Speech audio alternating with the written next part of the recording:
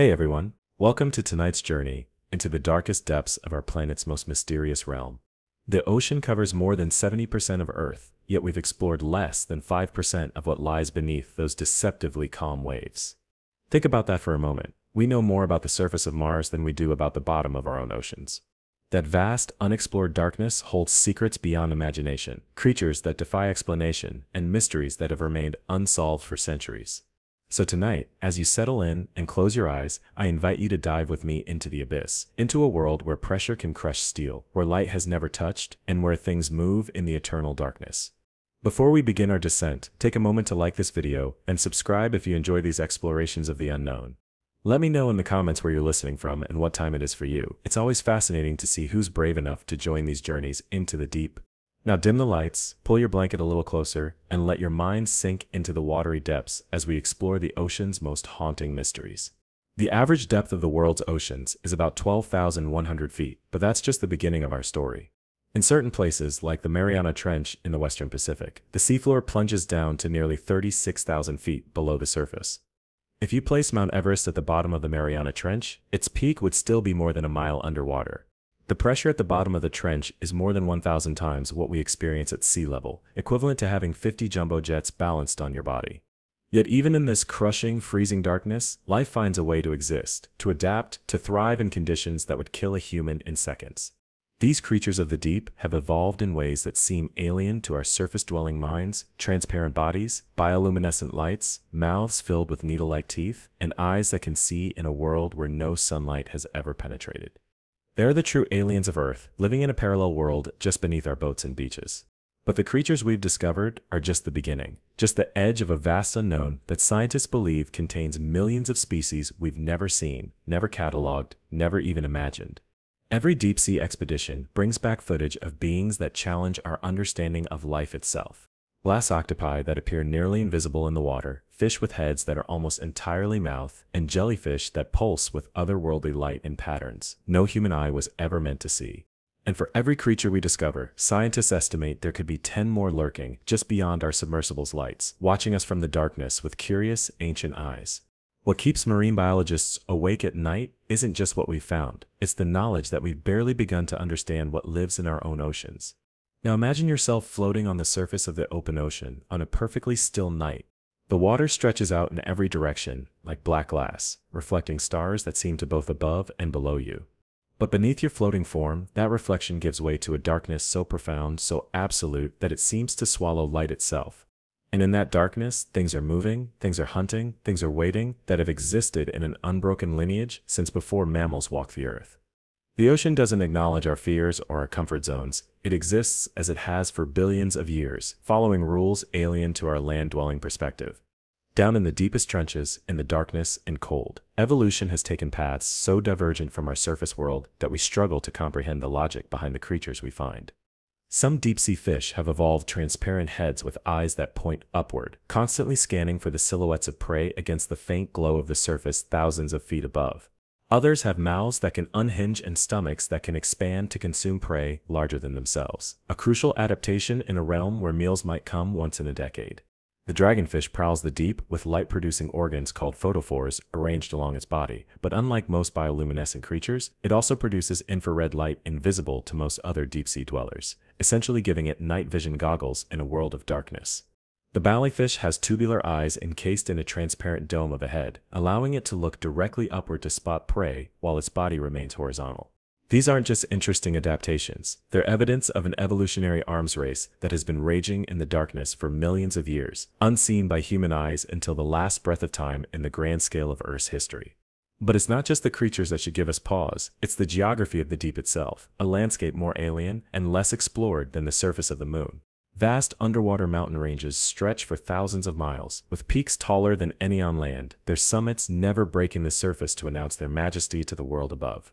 Underwater volcanoes erupt constantly, building new land in fiery bursts that are immediately quenched and hidden by the ocean's weight.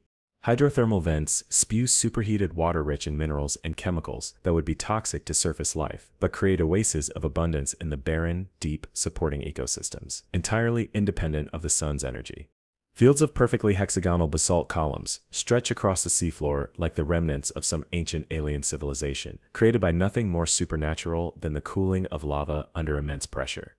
Underwater lakes and rivers form, where dense, supersaline water settles into depressions, complete with their own shorelines and wave patterns, creating the surreal image of a lake at the bottom of the sea. And perhaps most haunting of all, there are places in the deep ocean where the water itself seems almost alive, layers of different temperatures and salinities that create invisible boundaries as real as any wall, trapping creatures in their respective domains as surely as if they were caged. Now let's talk about something that has puzzled scientists and sailors alike for centuries: the mysterious underwater sounds that seem to come from nowhere and everywhere at once. In 1997, NOAA hydrophones detected an ultra-low frequency sound in the Pacific Ocean that was one of the loudest underwater sounds ever recorded, audible from over 3,000 miles away. Scientists named it the bloop, and though they eventually attributed it to ice calving from Antarctica, for years it fueled speculation about massive unknown creatures lurking in the deep. Another sound, nicknamed Julia, was recorded in 1999 in the equatorial Pacific, a 15-second crescendo that rose rapidly in frequency before disappearing completely. The slowdown was captured in 1997, a 7-minute sound that started high and gradually descended in frequency, like something massive passing by the hydrophone, at incredible speed. Perhaps most eerie of all was the whistle, recorded in 1997 in the Poinsett Array off California, a clear, perfect whistle that lasted for over 2 minutes with no explanation of what could have created it. These sounds remind us that the ocean has its own voice, its own language that we're only beginning to understand, and that much of what happens in the deep remains hidden from human awareness. One of the most persistent mysteries of the deep involves reports from sailors and fishermen of creatures so massive, so utterly alien, that they defy categorization. For centuries, mariners have reported glimpses of gigantic serpentine creatures that move with deliberate purpose through open waters, their length estimated at over 100 feet. Modern science has confirmed the existence of the giant squid, with specimens reaching lengths of 43 feet, but even these leviathans were considered myths until relatively recently. The colossal squid, a resident of the Antarctic waters, has the largest eyes of any known animal, windows into the deep larger than dinner plates, evolved to capture every available photon in its dark realm. But what else might be hiding in the vastness of the open ocean, in the trenches too deep for our technology to effectively explore? What ancient lineages might have continued evolving in isolation, growing to sizes that would seem impossible by the constraints we understand from surface life? The ocean's vastness provides the perfect hiding place for creatures that might prefer to remain legends rather than specimens. Now let's dive into one of the most enduring ocean mysteries, the phenomenon known as the Bermuda Triangle. This roughly triangular area between Miami, Bermuda, and Puerto Rico has claimed numerous ships and aircraft under circumstances that often defy conventional explanation. One of the most famous disappearances was Flight 19, a group of 5 Navy torpedo bombers that vanished without a trace in December 1945, along with the rescue plane sent to find them. The U.S. Cyclops, a massive Navy cargo ship with 309 crew members, disappeared in the area in March 1918 without sending a distress call and leaving no wreckage. What makes the Bermuda Triangle particularly unsettling is not just that things disappear there, but that they sometimes do so under clear skies, in good weather and without any communication suggesting trouble. While scientists have proposed rational explanations ranging from methane gas eruptions to geomagnetic anomalies that interfere with compasses and instrumentation, the sheer number of incidents concentrated in this one area of ocean continues to raise questions. Perhaps most disturbing are the accounts from the few who have survived unusual incidents in the triangle, reports of instruments spinning wildly, of compasses pointing in impossible directions, of the sky and sea suddenly seeming to change places. The ocean keeps its secrets well, and nowhere does it guard them more jealously than in the waters of the Bermuda Triangle. Equally mysterious is the Dragon's Triangle, sometimes called the Devil's Sea, located off the coast of Japan in the Pacific Ocean. Japanese fishing vessels have disappeared in these waters for centuries, often enough that in the 1950s, the area was officially designated a danger zone by the Japanese government. Ancient legends speak of dragons rising from the depths to claim unwary sailors, while modern theories point to underwater volcanic activity, creating conditions that could potentially sink ships. What connects these various danger zones across the world's oceans? Are they merely areas where natural conditions create perfect storms of danger, or is there something more fundamental about these regions that we have yet to understand? The patterns of currents, the seafloor topography, the behavior of the water itself, all might hold clues to why certain patches of ocean seem hungrier for human life than others. Let's shift our focus now to one of the most persistent and tantalizing ocean mysteries, the legend of Atlantis and other supposedly sunken civilizations. Plato's account of Atlantis described an advanced civilization that sank beneath the waves in a single day and night of misfortune, leaving nothing behind but story and speculation. While most archaeologists consider Atlantis to be purely mythical, the ocean floor has revealed genuine sunken cities that were once thought to be merely legends. Parts of Alexandria, Egypt, now lie beneath the Mediterranean, including potentially the tomb of Cleopatra and the legendary Alexandria lighthouse. The city of Heraclion, once a vital port of Egypt, was discovered in 2000 after spending 1,200 years underwater, its temples, statues, and dozens of shipwrecks perfectly preserved by their watery tomb. Off the coast of India, the ancient city of Dwarka was considered merely a legend from the Mahabharata until ruins were discovered 70 feet underwater in the Arabian Sea. What else might be hiding beneath the waves? Lost cities from civilizations that rose and fell before written history began. How many human stories have been claimed by rising seas, by earthquakes that drag coastlines into the depths, by the relentless cycle of Earth's changing face? The ocean is the world's greatest museum and its most secretive curator, preserving in darkness what might have otherwise been lost to time entirely. Perhaps most intriguing are the underwater structures that defy easy explanation, formations that seem too regular, too purposeful to be natural, yet exist in locations where no known civilization should have been able to build. Off the coast of Yonaguni, Japan, massive stone structures sit 60 to 100 feet underwater, terraced formations with sharp angles and straight edges that some archaeologists believe to be the remnants of a Japanese civilization from 10,000 years ago. Others insist these are merely natural formations, the product of the ocean's patient sculpting rather than human hands. The controversy continues precisely because the ocean preserves such structures in isolation, removed from the context that might tell us definitively whether they are natural wonders or human achievements. In the waters off Cuba, researchers using sonar discovered what appeared to be an entire city of geometric structures nearly 2,000 feet below the surface, stone pyramids, circular buildings, and roads in an area that would have been above water during the last ice age. If these are indeed artificial structures, they would rewrite our understanding of human prehistory, suggesting advanced civilizations existed thousands of years earlier than we believed possible. The ocean holds these potential revelations in its dark embrace, neither confirming nor denying our theories, simply waiting for technology advanced enough to reveal their true nature. One of the most enduring mysteries of the ocean concerns not what might be hiding in its depths, but what has disappeared into them, the countless shipwrecks that have never been found.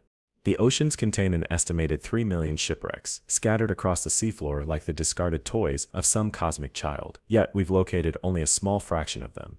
Each represents not just a vessel, but a moment frozen in time. The last seconds of lives cut short, cargo bound for destinations never reached, stories interrupted mid-chapter. The ocean preserves these wrecks in ways impossible on land, wooden ships from centuries ago still intact in the oxygen-poor waters of the deep, their secrets waiting to be discovered.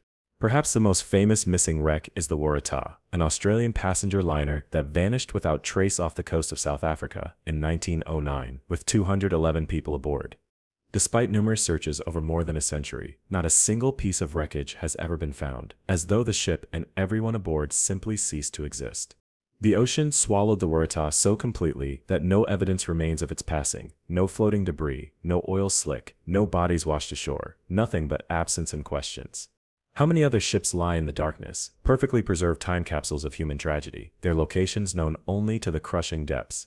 The bizarre story of the Mary Celeste stands as perhaps the greatest maritime mystery of all time. A merchant ship found adrift and abandoned in 1872 with no sign of her crew, though the vessel itself was largely undamaged. The ship was seaworthy, with ample provisions and the crew's belongings still in place, yet the captain, his family, and the entire crew had vanished without taking any of their possessions. The Mary Celeste lifeboat was missing, suggesting a planned rather than panicked abandonment, but why would the crew leave a perfectly good ship in the middle of the Atlantic? What force or circumstance could be so threatening that abandoning ship seemed the safer option, yet left no trace of its nature on the vessel itself? The ocean kept this secret for 150 years and shows no sign of revealing it now. Sometimes the ocean returns what it takes, but in ways that only deepen the mystery, like the story of the Carol A. Deering, found run aground off North Carolina in 1921, with all hands missing but food still warm on the stove. Footprints led away from the wreck across the beach, then simply stopped as though the crew had been lifted into the air. The ocean's mysteries sometimes seem to deliberately mock our attempts at rational explanation, presenting us with scenarios that sit in the uncanny valley between the possible and the impossible. These aren't just historical curiosities. Ships and planes continue to disappear in our modern era of GPS tracking and satellite communications. The 2014 disappearance of Malaysia Airlines flight MH370, with 239 people aboard, left only a few confirmed pieces of wreckage, despite one of the most extensive search operations in history. The ocean's vastness provides the perfect hiding place, its depths capable of concealing even something as large as a modern passenger jet. It's a humbling reminder of how small our technological achievements remain against the scale of the natural world. Let's talk about the creatures of the deep that weren't supposed to exist, animals that were considered myths or extinct until the ocean reluctantly revealed them. The coelacanth, a prehistoric fish thought to have gone extinct 65 million years ago alongside the dinosaurs, was discovered very much alive in 1938 off the coast of South Africa. This living fossil had survived unchanged for millions of years in the ocean depths, completely unknown to science. How many other supposedly extinct species might still patrol the deep evolutionary success stories that have outlived entire epochs of Earth's history?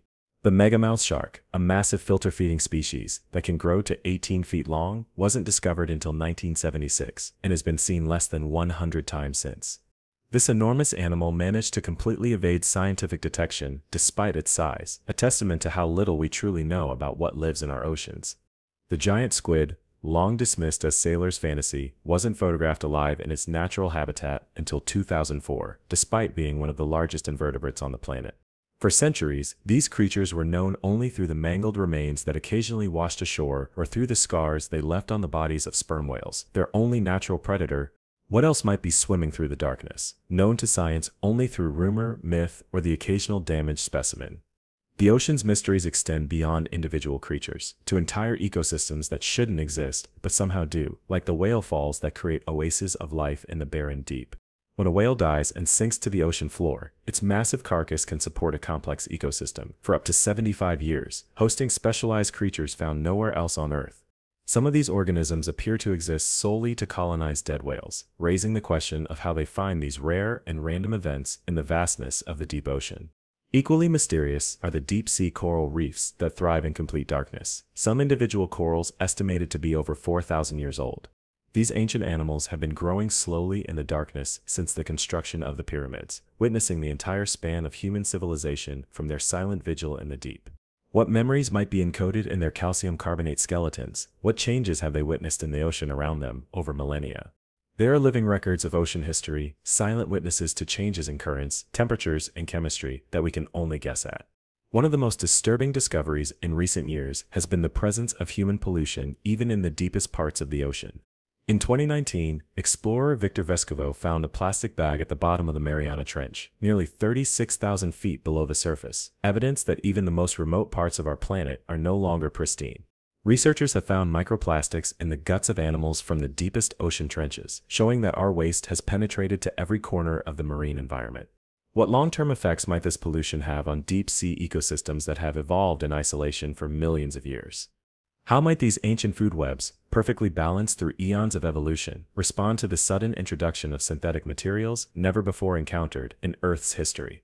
The ocean's mysteries now include not just what secrets it still hides from us, but how our actions might be irrevocably changing those secrets before we ever discover them. Let's explore one of the most enduring legends of the sea, massive rogue waves that seem to appear from nowhere, defying the predictable patterns of normal ocean physics. For centuries, sailors reported encountering walls of water up to 100 feet high that would appear suddenly even in relatively calm seas, often with devastating consequences. These accounts were dismissed as exaggerations or superstition until 1995, when an oil platform in the North Sea recorded a 95-foot wave that appeared suddenly amid 40-foot seas.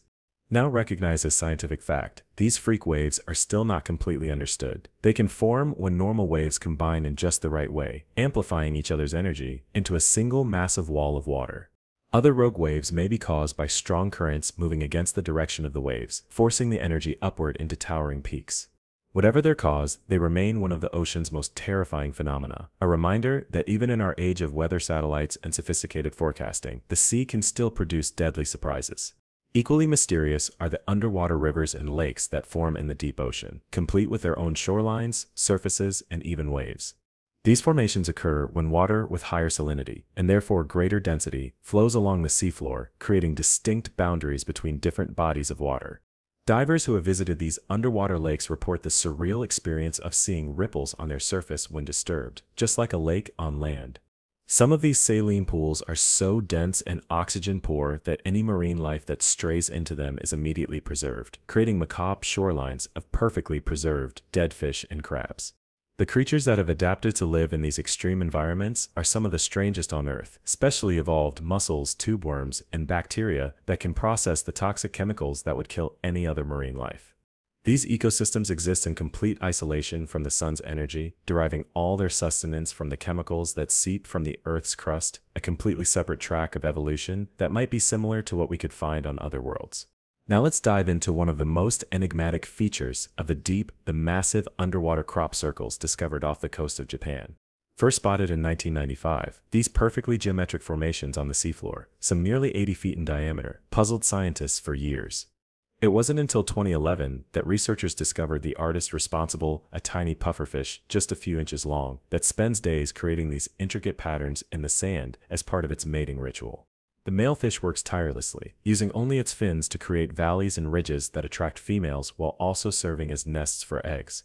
What other art might be being created in the depths? Temporary masterpieces that form and disappear without human eyes ever witnessing their existence. How many other behaviors and adaptations have evolved in the darkness, complex and beautiful solutions to the challenge of survival that we have yet to discover?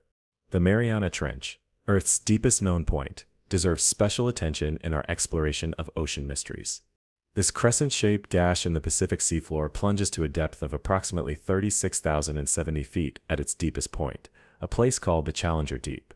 The pressure at this depth is more than 1,000 times what we experience at sea level, the equivalent of having about 50 jumbo jets pressing down on every inch of your body. Yet even here, in what should be one of the most inhospitable environments on the planet, life thrives in unexpected abundance. Researchers have discovered shrimp-like amphipods nearly a foot long living in these crushing depths, their bodies containing a chemical that helps them withstand pressure that would instantly kill most other creatures. Strange translucent snailfish have been filmed swimming at depths of over 26,000 feet, their bodies specially adapted with different cellular structures that remain functional under extreme pressure. Perhaps most incredibly, researchers have found pollution in the form of PCBs and plastic in the bodies of amphipods from the deepest trenches, evidence that human activity has impacted even the most remote environments on Earth. What else might be living in these extreme depths, waiting to be discovered as our technology improves? The ocean holds mysteries, not just of space, but of time. Ancient organisms that have survived virtually unchanged for hundreds of millions of years. The horseshoe crab has remained essentially the same for 450 million years, surviving all 5 mass extinction events that have occurred since it evolved. Its blue blood contains a substance called LAL that's used to detect bacterial contamination in medical equipment and vaccines, making this living fossil literally vital to modern medicine. Nautilus, with its distinctive spiral shell, has been swimming Earth's oceans for over 500 million years. It's designed so perfect that evolution has had little reason to alter it. These ancient mariners are living time capsules, their genes holding secrets about Earth's past that we are only beginning to decipher. What environmental changes have they witnessed? What mass extinctions have they survived? What adaptations have allowed them to persist while countless other species vanished into evolutionary dead ends? They are success stories written in DNA, testaments to designs so effective that they've remained relevant through hundreds of millions of years of changing oceans. Some of the ocean's most persistent mysteries involve what appear to be sounds of biological origin that we cannot attribute to any known creature. In 1997, NOAA hydrophones picked up a sound now known as the bloop, an ultra-low frequency sound that was one of the loudest ever recorded in the ocean, audible from over 3,000 miles away. Initially, the sound profile resembled that of a living creature, but no known animal could possibly be large enough to produce a sound of that magnitude. Scientists eventually determined it was likely the sound of a large ice quake, ice breaking off from Antarctica, but for years it fueled speculation about massive unknown creatures lurking in the deep. Another mysterious sound, recorded in the Pacific in 1991, and known as the upsweep, remains unexplained to this day, a series of narrowband upsweeping sounds detected seasonally at monitoring stations over 3,000 miles apart. Whatever creates the upsweep has been doing so for decades, with the sound appearing to peak in the spring and fall. Is it geological, biological, or something else entirely? The ocean's acoustic landscape is filled with voices we cannot identify, speaking in languages we do not understand. Let's explore one of the most perplexing phenomena of the ocean: underwater crop circles that were discovered off the coast of Japan. Divers first noticed these geometrically perfect circles, some nearly 80 feet in diameter, carved into the seafloor in 1995. The circles featured intricate patterns of ridges and valleys, clearly too precise to be random formations. For years, their origin remained a mystery, with theories ranging from alien activity to underwater currents, creating unusual patterns in the sand. In 2011, the mystery was finally solved when researchers observed a small male pufferfish, just a few inches long, laboriously creating these massive patterns using only its fins. The tiny fish works tirelessly for days, creating an ornate circle that serves both as a mating display to attract females and as a nest to reduce ocean currents around its eggs. What appeared to be evidence of something mysterious and possibly supernatural turned out to be one of the most remarkable examples of animal architecture on the planet. This discovery raises an intriguing question. How many other mysteries of the deep might have equally fascinating but entirely natural explanations that we simply haven't discovered yet? One of the ocean's most remarkable mysteries isn't visual but auditory, the unexplained phenomenon known as the slowdown. Recorded by NOAA hydrophones in 1997, this unusual sound lasted for about 7 minutes and consisted of a steady tone that gradually decreased in frequency. Unlike most underwater sounds that can be attributed to known sources like whale calls, ice movements, or human activity, the slowdown defied easy explanation.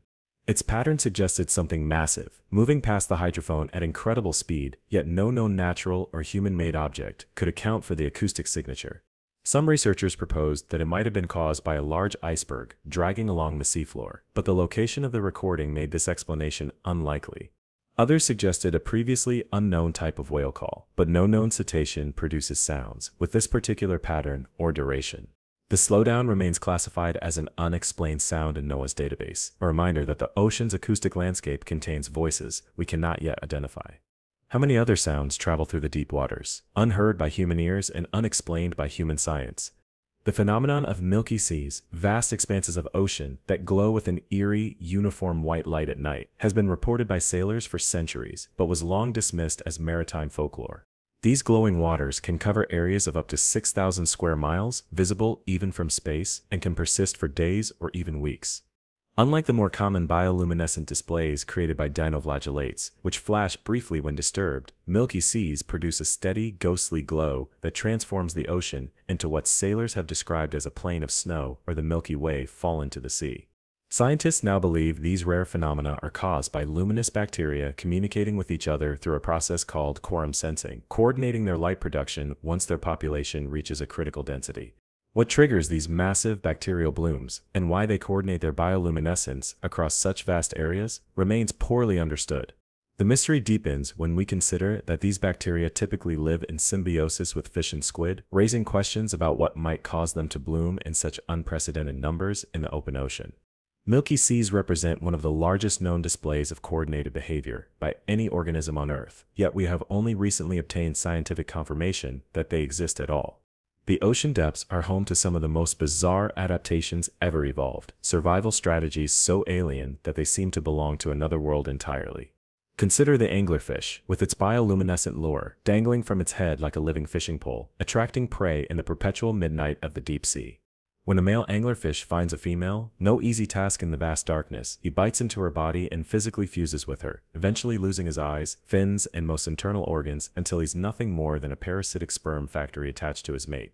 This extreme sexual dimorphism allows the species to overcome the near impossible challenge of finding a mate in an environment where individuals may be separated by miles of empty water.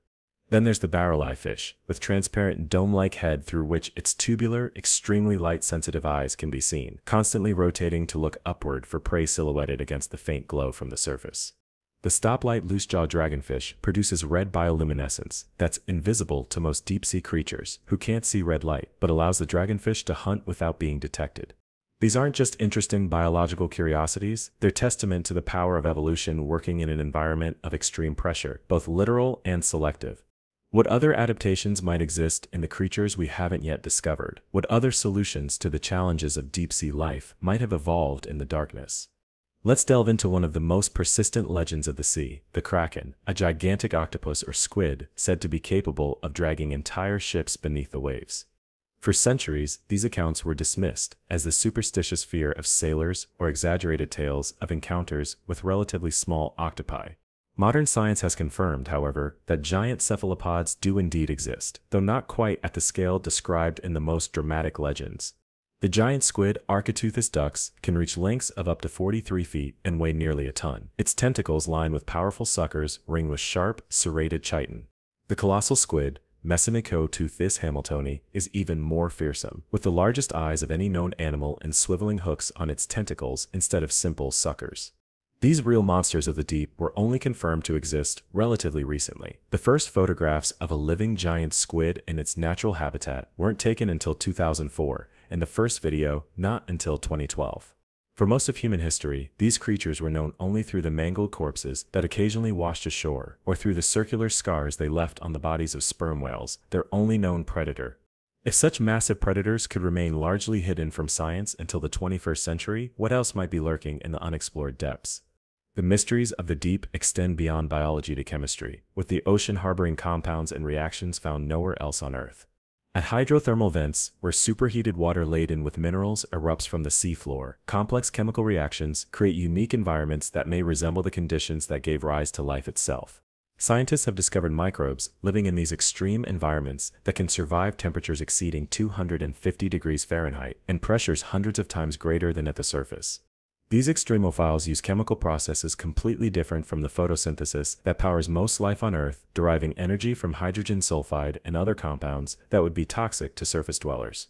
The unique chemistry of these deep-sea environments has led to the discovery of novel enzymes and compounds, with potential applications in medicine, industrial processes, and even the search for extraterrestrial life.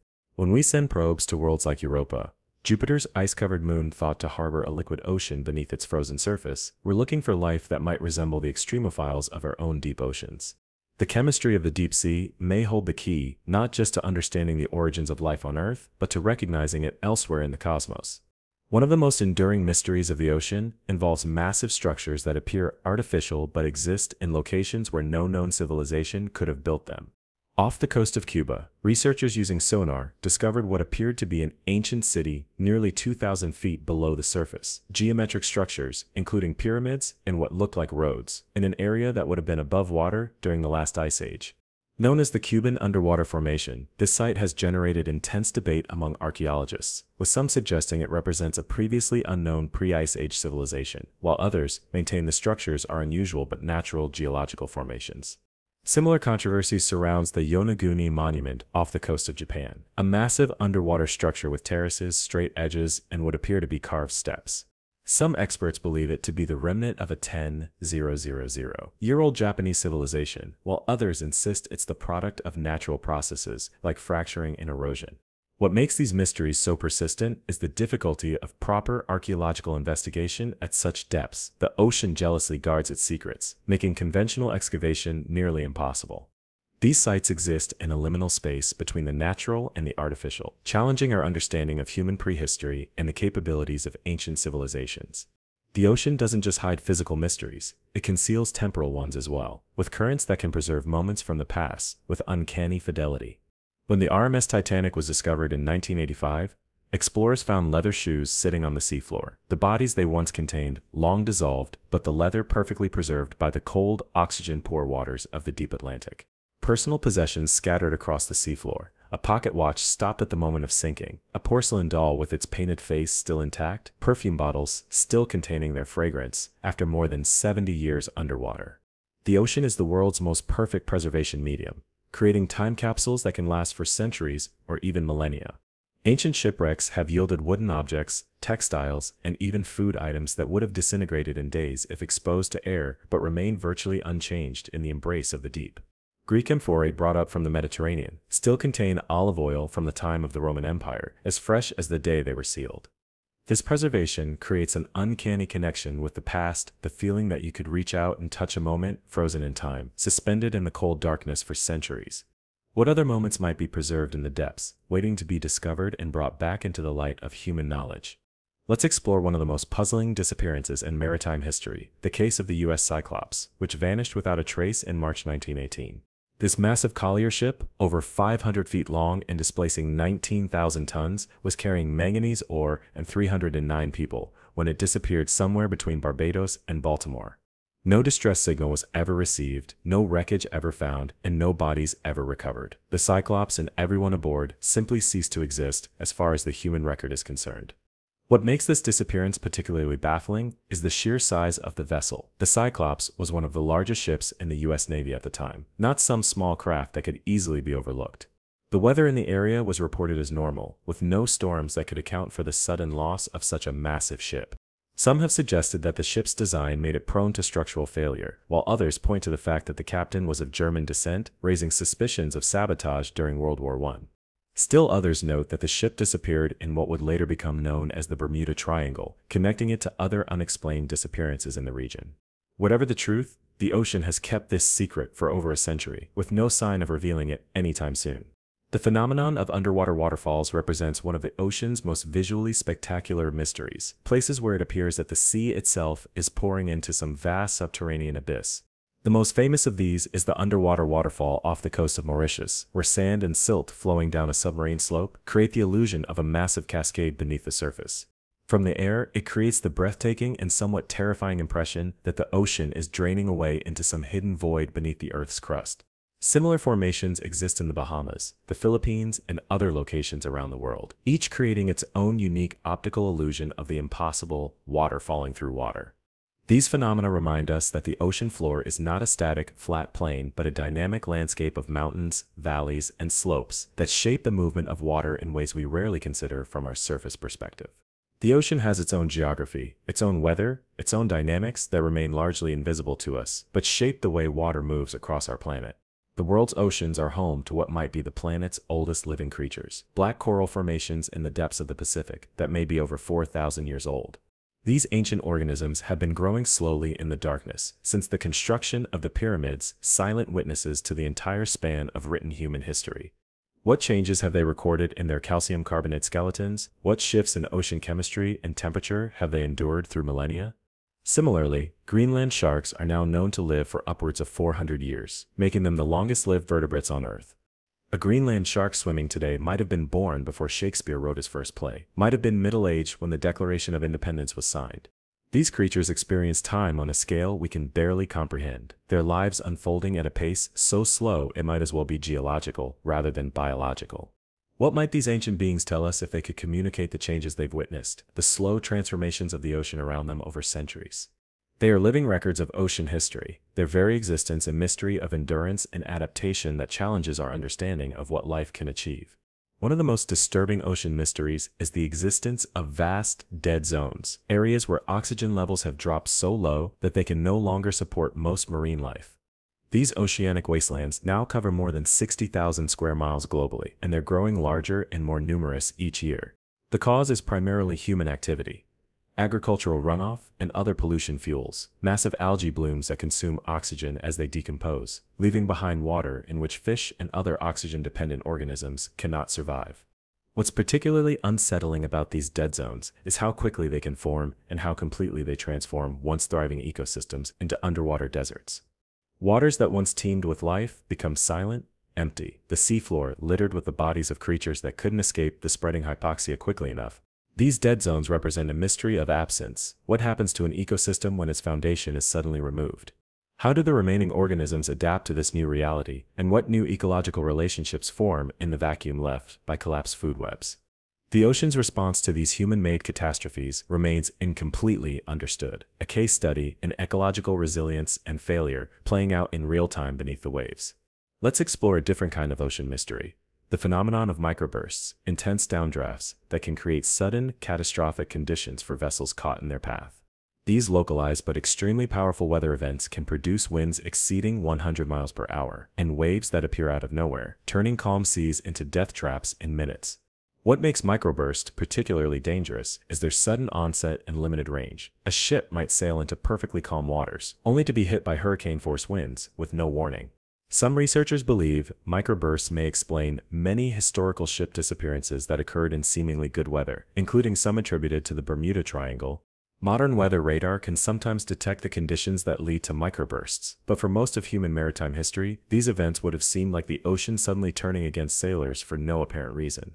They represent the capricious nature of the sea, its ability to transform from benign to deadly in moments, a reminder that even in our age of sophisticated meteorology, the ocean retains its power to surprise. The phenomenon of rogue holes, the opposite of rogue waves, represents one of the ocean's more recently discovered mysteries. While rogue waves rise unexpectedly from the surface, rogue holes are sudden depressions that form without warning, creating the unsettling effect of the ocean opening up beneath a vessel. These formations can drop the sea surface by over 30 feet in a matter of seconds, potentially causing structural damage to ships or capsizing smaller vessels. Scientists believe rogue holes form through the same wave-combining mechanics as rogue waves, but with the wave's energy canceling out instead of amplifying, creating a brief but dramatic void in the ocean surface. Like their wave counterparts, rogue holes were long dismissed as sailors' exaggerations until modern instruments confirmed their existence.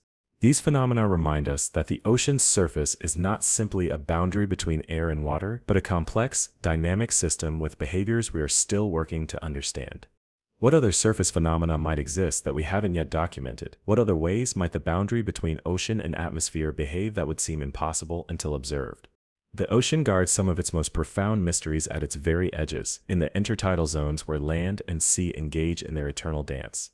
These liminal spaces are neither fully marine nor fully terrestrial, but exist in a state of constant flux, transformed completely twice each day by the rhythm of the tides. The creatures that inhabit these zones must be adapted to what amounts to two completely different worlds, hours spent submerged in salt water, followed by hours exposed to air, sun, and predators from the land. Perhaps most remarkable are the tide pools, miniature marine worlds left behind when the tide retreats, each one a self-contained ecosystem that must survive until the ocean returns to reclaim it. These small pockets of ocean function as natural laboratories, closed systems that demonstrate in microcosm the delicate balances that govern the larger marine environment. The intertidal zone teaches us that boundaries are where some of the most interesting adaptations evolve, where necessity drives innovation in the endless quest for survival. What might we learn about resilience, about adaptation to changing conditions, from these creatures that live their lives straddling two worlds? Some of the ocean's most enduring mysteries involve not what can be seen, but what can be heard, the strange acoustic phenomena that baffle both sailors and scientists. For centuries, mariners have reported hearing mysterious singing emanating from certain areas of the ocean, particularly around shallow reefs and in Arctic waters. Modern research has identified various causes for these sounds, from the movement of sand across the seafloor to the collective sound of millions of tiny bubbles forming and collapsing near the surface. One of the most haunting ocean sounds is known as the bio-duck, a repetitive duck-like call first recorded by submarines in the 1960s that remained unexplained for over 50 years. In 2014, researchers finally identified the source, Antarctic minke whales producing this unusual vocalization for reasons that remain unclear. These acoustic mysteries remind us that sound travels differently in water than in air, creating an auditory landscape alien to our land-dwelling senses. The ocean has its own soundscape, its own acoustic ecology that we are only beginning to comprehend through the use of hydrophones and other listening technologies. What other voices might be calling in the deep? What other conversations might be happening beneath the waves that we have yet to detect and decipher? Let's explore one of the ocean's most recently discovered mysteries, the White Shark Cafe, a seemingly empty patch of the Pacific Ocean, halfway between Baja California and Hawaii. Marine biologists tracking great white sharks were puzzled when they observed the predators traveling thousands of miles from productive coastal hunting grounds to this apparently barren area of open ocean. The sharks would spend months in this region, diving repeatedly to depths of up to 1,500 feet during the day and up to 3,000 feet at night, behavior unlike anything observed in their coastal habitats. What made this mystery particularly compelling was that nothing about this area seemed special. No obvious food source, no breeding grounds, nothing that would explain why these massive predators would expend so much energy to reach it. Recent research suggests the area may be a previously unknown breeding ground, with male sharks performing elaborate diving displays to attract mates in what amounts to a mid-ocean singles bar for great whites. This discovery reminds us that even the behaviors of large, well-studied animals like great white sharks can remain completely unknown to science, hidden in the vastness of the open ocean. How many other animal behaviors, migrations, and life cycle events might be occurring in the remote reaches of the sea, invisible to human observation? The ocean is home to some of the most extreme environments on Earth, places where the very chemistry of water creates conditions that seem to defy the possibility of life. In the deepest ocean trenches, pressure exceeds 16,000 pounds per square inch, yet specialized microbes thrive there. Their cellular structures evolved to withstand forces that would instantly crush conventional life forms. Around hydrothermal vents, where superheated water laden with toxic minerals erupts from the seafloor, entire ecosystems flourish in water, hot enough to boil an egg, feeding on chemicals that would be lethal to most organisms. Brine pools form on the ocean floor, where water has dissolved so much salt that it becomes too dense to mix with the surrounding sea, creating distinct lakes with their own shorelines, surfaces, and chemical compositions. These pools are often so toxic that marine life that strays into them is instantly killed and preserved, creating macabre shores lined with the perfectly preserved bodies of fish and crustaceans. Yet even in these deadly pools, specialized extremophile bacteria have evolved to thrive, turning toxic chemicals into energy through metabolic pathways that exist nowhere else on Earth. These extreme environments and the life they support force us to reconsider our understanding of what conditions are necessary for life, expanding our conception of habitability in ways that have profound implications for the search for life beyond Earth. One of the ocean's most enduring mysteries concerns massive underwater structures that appear artificial but exist in locations where no known civilization could have built them. Off the coast of Cuba, researchers using sonar discovered what appeared to be an ancient city nearly 2,000 feet below the surface, geometric structures, including pyramids and what looked like roads, in an area that would have been above water during the last ice age. Known as the Cuban Underwater Formation, this site has generated intense debate among archaeologists, with some suggesting it represents a previously unknown pre-Ice Age civilization, while others maintain the structures are unusual but natural geological formations. Similar controversy surrounds the Yonaguni Monument off the coast of Japan, a massive underwater structure with terraces, straight edges, and what appear to be carved steps. Some experts believe it to be the remnant of a 10,000-year-old Japanese civilization, while others insist it's the product of natural processes like fracturing and erosion. What makes these mysteries so persistent is the difficulty of proper archaeological investigation at such depths. The ocean jealously guards its secrets, making conventional excavation nearly impossible. These sites exist in a liminal space between the natural and the artificial, challenging our understanding of human prehistory and the capabilities of ancient civilizations. Let's dive into a maritime mystery that has puzzled researchers for centuries: the phenomenon of St. Elmo's fire, an eerie electrical discharge that appears around ships' masts and spars during thunderstorms at sea. Sailors throughout history have reported seeing blue or violet flames dancing along metal objects during storms, a sight often interpreted as a supernatural omen, either of salvation or doom, depending on the culture. We now understand that St. Elmo's fire is a corona discharge caused by a strong electrical field in the atmosphere, often preceding lightning strikes. The pointed structures of a ship's masts and yardarms make perfect conductors for this phenomenon, creating the appearance of mysterious flames that burn without consuming their source. What makes St. Elmo's fire particularly unsettling is its silent, otherworldly appearance, glowing tendrils of plasma that move with an almost intelligent purpose, responding to air currents and the ship's movement. For sailors far from land, surrounded by the immensity of the ocean and at the mercy of storm-tossed seas, these ghostly lights must have seemed like direct communication from whatever powers ruled their watery world. Even with our modern understanding of the electrical principles behind the phenomenon, witnessing St. Elmo's fire firsthand remains an uncanny experience, a reminder of how thin the veil between the explicable and the mysterious can be on the open ocean.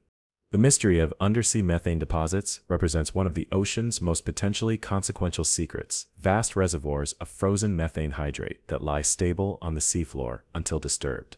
These deposits contain more carbon than all of Earth's coal, oil, and conventional gas combined, locked away in an ice-like solid where cold temperatures and high pressure keep the powerful greenhouse gas safely sequestered. Scientists fear that warming oceans could destabilize these deposits, potentially releasing massive amounts of methane into the atmosphere and accelerating climate change in a dangerous feedback loop. Some researchers have proposed that sudden releases of seafloor methane might explain historical ship and aircraft disappearances. The gas bubbling up to the surface would dramatically reduce water density, causing ships to lose buoyancy and sink without warning. The same phenomenon could affect aircraft flying low over suddenly methane-saturated areas, as the gas would reduce air density and lift. While this theory remains controversial, what's certain is that these frozen deposits represent both a potential energy resource and an environmental ticking time bomb, one of the ocean's most significant and least understood features. The mystery isn't just what these deposits are, but what role they might play in Earth's future, how they might respond to our changing climate, and whether human intervention could trigger releases with catastrophic consequences. The ocean holds mysteries not just in its depths, but in its very composition, like the puzzling phenomenon of ocean quakes, seismic events that occur far from any tectonic plate boundaries or known fault lines. These unexpected tremors can occur in the middle of seemingly stable oceanic plates, sometimes powerful enough to be detected by seismographs thousands of miles away.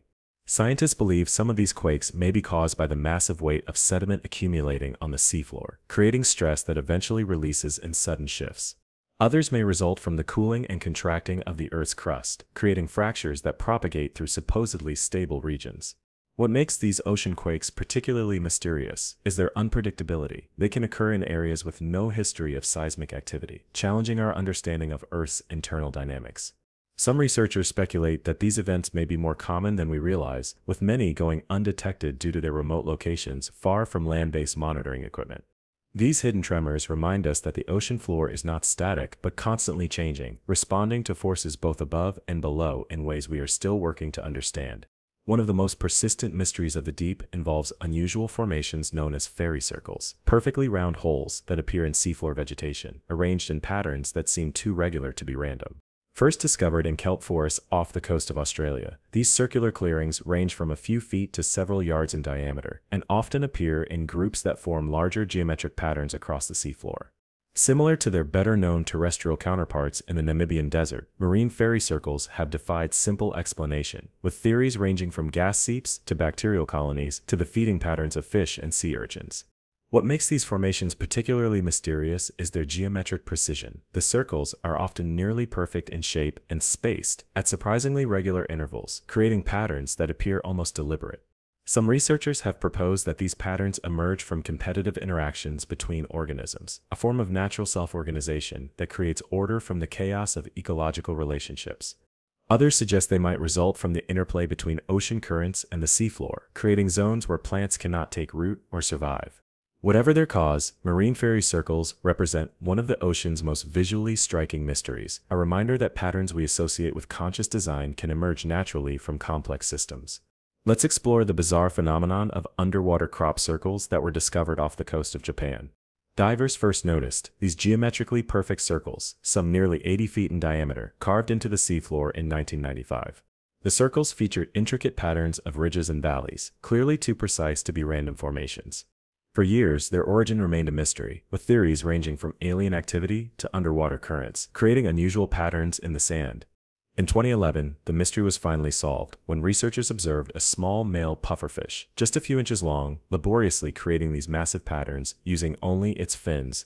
The tiny fish works tirelessly for days, creating an ornate circle that serves both as a mating display to attract females and as a nest to reduce ocean currents around its eggs. What appeared to be evidence of something mysterious and possibly supernatural turned out to be one of the most remarkable examples of animal architecture on the planet.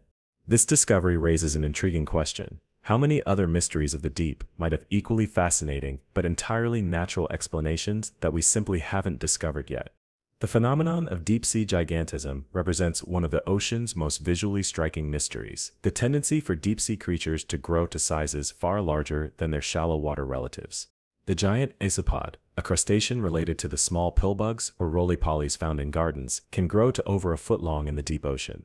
The Japanese spider crab can reach a leg span of 12 feet, making it look like something from a science fiction film rather than a relative of the modest crabs found in tide pools. Perhaps most dramatic is the colossal squid, which can grow to lengths of over 45 feet, its eyes alone the size of dinner plates. Scientists believe this phenomenon may be related to the cold temperatures of the deep sea, which slow metabolism and allow for longer growth periods, or to the scarcity of food, which favors larger bodies that can store energy and travel greater distances between meals. Others suggest it may be related to the reduced predation pressure in the deep, allowing animals to devote energy to growth rather than defense or reproduction. Whatever the cause, deep-sea gigantism creates a world populated by creatures that seem to belong to an earlier age of Earth's history, living fossils that have maintained body plans unchanged for millions of years, simply scaled to proportions that seem impossible by surface standards. These giants remind us that the rules that govern life in the depths are different from those we know on land or in shallow waters, creating an alternative evolutionary path that has produced some of the most spectacular organisms on the planet.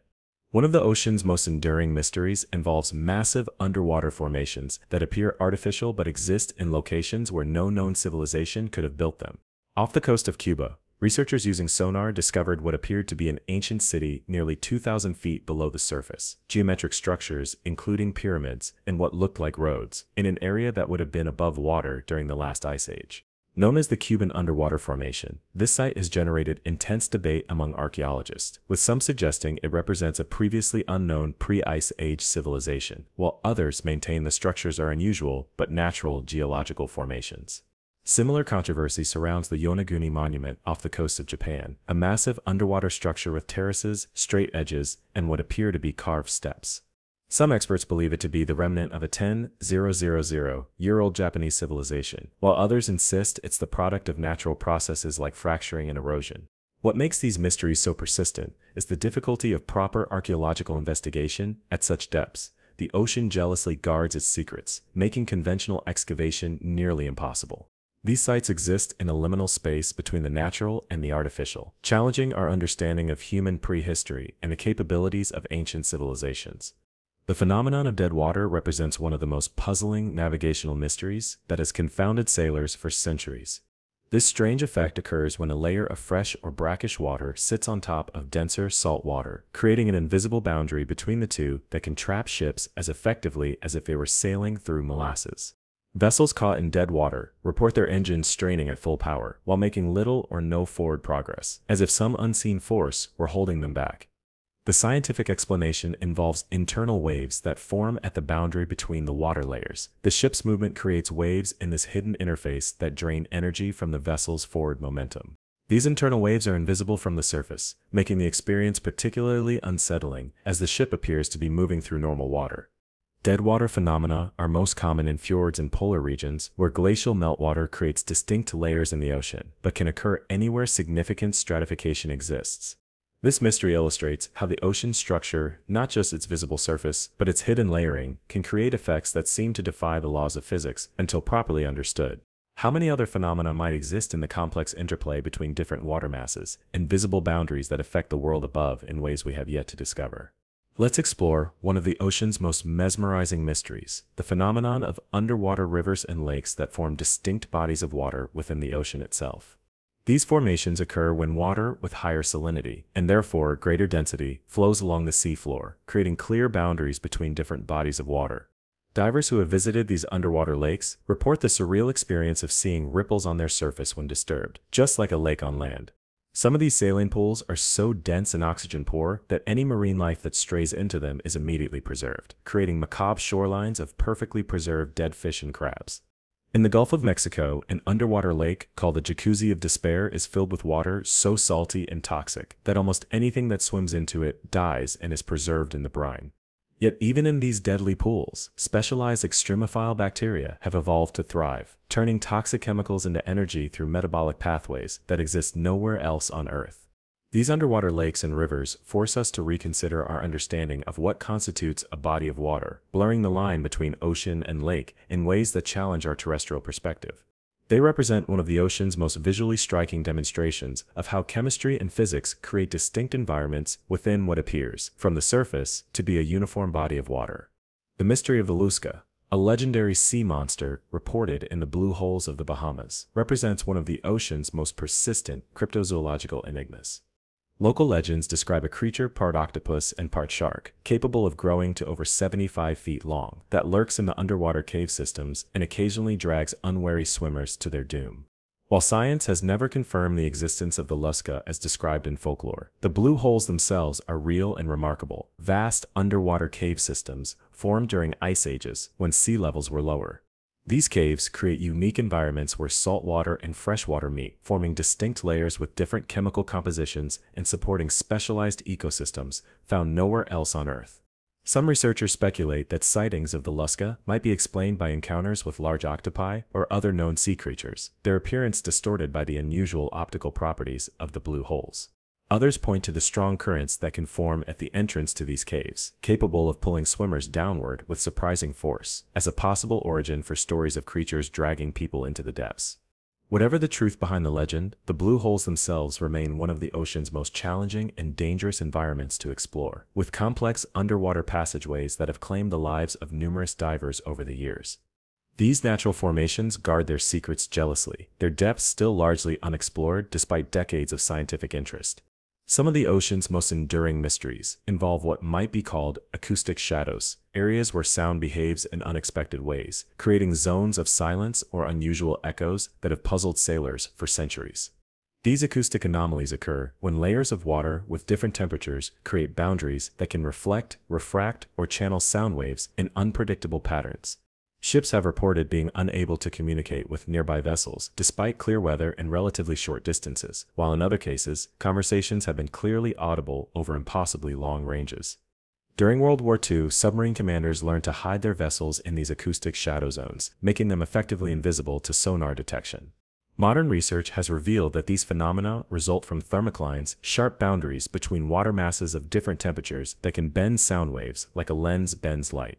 In some parts of the ocean, sound can become trapped in a channel hundreds of feet below the surface, allowing it to travel for thousands of miles without diminishing, a feature Navy ships now use for long-range communication. These acoustic mysteries remind us that the ocean has its own rules for how energy propagates, rules that often seem counterintuitive to our air-dwelling senses, but make perfect sense when we understand the physics of sound and water. They represent one of the many ways in which the ocean creates hidden pathways, invisible boundaries, and secret channels that have shaped human interaction with the sea throughout history. The enduring mystery of the sailing stones of Death Valley has a lesser-known oceanic counterpart, the phenomenon of walking rocks on the seafloor. In certain areas of the ocean, particularly where strong currents interact with relatively flat, sandy bottoms, rocks and boulders appear to move across the seafloor, leaving long tracks behind them. Unlike their desert counterparts, whose movement was eventually explained by the combination of ice, wind, and wet clay, the mechanism behind these underwater migrations remained elusive, until recently. Researchers now believe that these stones are moved by exceptionally strong deep-sea currents, possibly combined with the growth of biological films that change their hydrodynamic properties. In some cases, colonies of microorganisms may grow more densely on one side of a rock than another, effectively creating a sail that allows currents to push the rock across the seafloor. What makes this phenomenon particularly mysterious is the apparent randomness of the movements. Rocks of similar size and shape, subjected to the same currents, often move in different directions or remain stationary, while others travel significant distances. These walking rocks remind us that the seafloor is not a static environment, but a dynamic landscape where forces we cannot directly observe create patterns and movements that can seem almost intentional when viewed from our limited perspective. They represent one of the many ways in which the interplay between physical forces and biological processes creates phenomena that seem to defy simple explanation, adding to the ocean's reputation as a realm of mystery and wonder. Let's explore one of the most haunting acoustic mysteries of the deep, the phenomenon known as the bloop, one of the loudest underwater sounds ever recorded. Captured by NOAA hydrophones in 1997, this ultra-low frequency sound was detected by sensors over 3,000 miles apart in the Pacific Ocean. The sound profile initially resembled that of a living creature, but was several times louder than the blue whale, the largest animal on Earth. No known animal could possibly be large enough to produce a sound of that magnitude, leading to years of speculation about massive unknown creatures lurking in the deep. Scientists eventually determined it was likely the sound of a large icequake, ice breaking off from Antarctica, but for many, the original recording remains unsettlingly organic in its pattern. What makes the bloop particularly fascinating is how it captured the public imagination, tapping into our ancient fear of what might lurk in the unexplored depths. For a brief moment, it seems science had detected something that shouldn't exist, something too large to remain hidden, yet somehow had evaded discovery until that single, powerful vocalization. The bloop reminds us that the ocean's vastness provides the perfect hiding place for the unknown, and that even in our age of satellite mapping and global monitoring, the deep sea remains capable of producing sounds and phenomena that challenge our understanding of what's possible. One of the ocean's most persistent mysteries involves massive underwater structures that appear artificial but exist in locations where no known civilization could have built them. Off the coast of Cuba, researchers using sonar discovered what appeared to be an ancient city nearly 2,000 feet below the surface. Geometric structures, including pyramids and what looked like roads, in an area that would have been above water during the last ice age. Known as the Cuban Underwater Formation, this site has generated intense debate among archaeologists, with some suggesting it represents a previously unknown pre-ice age civilization, while others maintain the structures are unusual but natural geological formations. Similar controversy surrounds the Yonaguni Monument off the coast of Japan, a massive underwater structure with terraces, straight edges, and what appear to be carved steps. Some experts believe it to be the remnant of a 10,000-year-old Japanese civilization, while others insist it's the product of natural processes like fracturing and erosion. What makes these mysteries so persistent is the difficulty of proper archaeological investigation. At such depths, the ocean jealously guards its secrets, making conventional excavation nearly impossible. These sites exist in a liminal space between the natural and the artificial, challenging our understanding of human prehistory and the capabilities of ancient civilizations. The mysterious phenomenon of ocean quakes, seismic events that occur far from any tectonic plate boundaries or known fault lines, represents one of the sea's most puzzling geophysical mysteries. These unexpected tremors can occur in the middle of seemingly stable oceanic plates, sometimes powerful enough to be detected by seismographs thousands of miles away. Scientists believe some of these quakes may be caused by the massive weight of sediment accumulating on the seafloor, creating stress that eventually releases in sudden shifts. Others may result from the cooling and contracting of the Earth's crust, creating fractures that propagate through supposedly stable regions. What makes these ocean quakes particularly mysterious is their unpredictability. They can occur in areas with no history of seismic activity, challenging our understanding of Earth's internal dynamics. Some researchers speculate that these events may be more common than we realize, with many going undetected due to their remote locations, far from land-based monitoring equipment. These hidden tremors remind us that the ocean floor is not static, but constantly changing, responding to forces both above and below in ways we are still working to understand. The mystery deepens when we consider the potential relationship between these quakes and other oceanic phenomena, from tsunami generation to the stability of methane hydrate deposits locked in the seafloor. Let's delve into one of the ocean's most recently discovered mysteries: the existence of massive eddies that behave like independent bodies of water within the larger ocean, complete with their own weather systems and ecological communities. These ocean-within-ocean formations can span hundreds of miles and persist for years, rotating slowly as they travel across the ocean basins. Inside these eddies, conditions can be dramatically different from the surrounding water, warmer or colder temperatures, different salinity levels, and unique chemical compositions that create distinct habitats.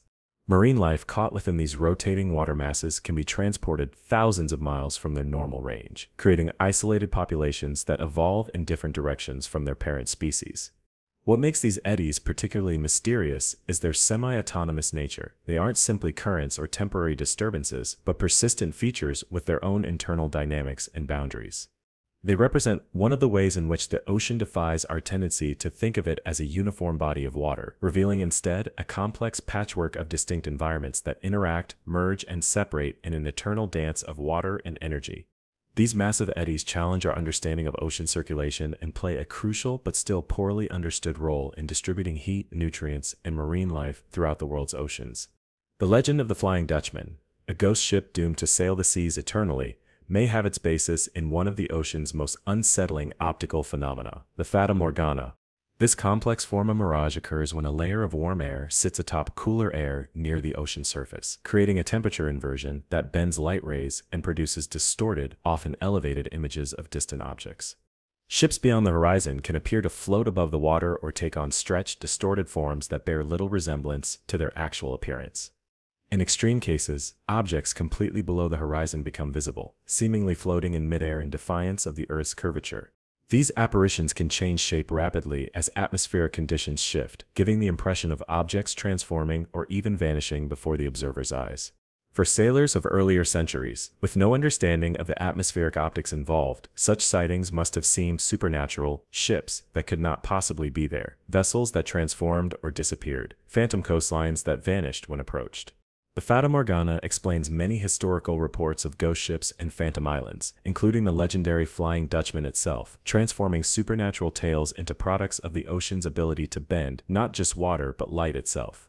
This phenomenon reminds us that many of the sea's most persistent mysteries have natural explanations that are, in their way, as wondrous as the myths they replace. One of the ocean's most persistent mysteries involves what mariners have long called sea smoke or steam fog, ghostly vapors that rise from the water's surface like spirits emerging from the deep. This eerie phenomenon occurs when cold air moves over relatively warm water, causing the moisture in the air directly above the surface to condense into visible vapor. In extreme cases, this can create the illusion of the sea literally boiling, with writhing tendrils of fog rising and twisting above the waves. For sailors throughout history, Encountering these spectral mists must have seemed like crossing the boundary between the natural and supernatural worlds, particularly when combined with other phenomena like St. Elmo's fire or bioluminescence. Modern science has explained the mechanics behind sea smoke, but experiencing it firsthand remains an uncanny reminder of the ocean's alien nature, its ability to transform suddenly from familiar to otherworldly as conditions change. These ghostly vapors represent one of the many ways in which the boundary between ocean and atmosphere becomes blurred, creating visual effects that challenge our perception and fuel our imagination.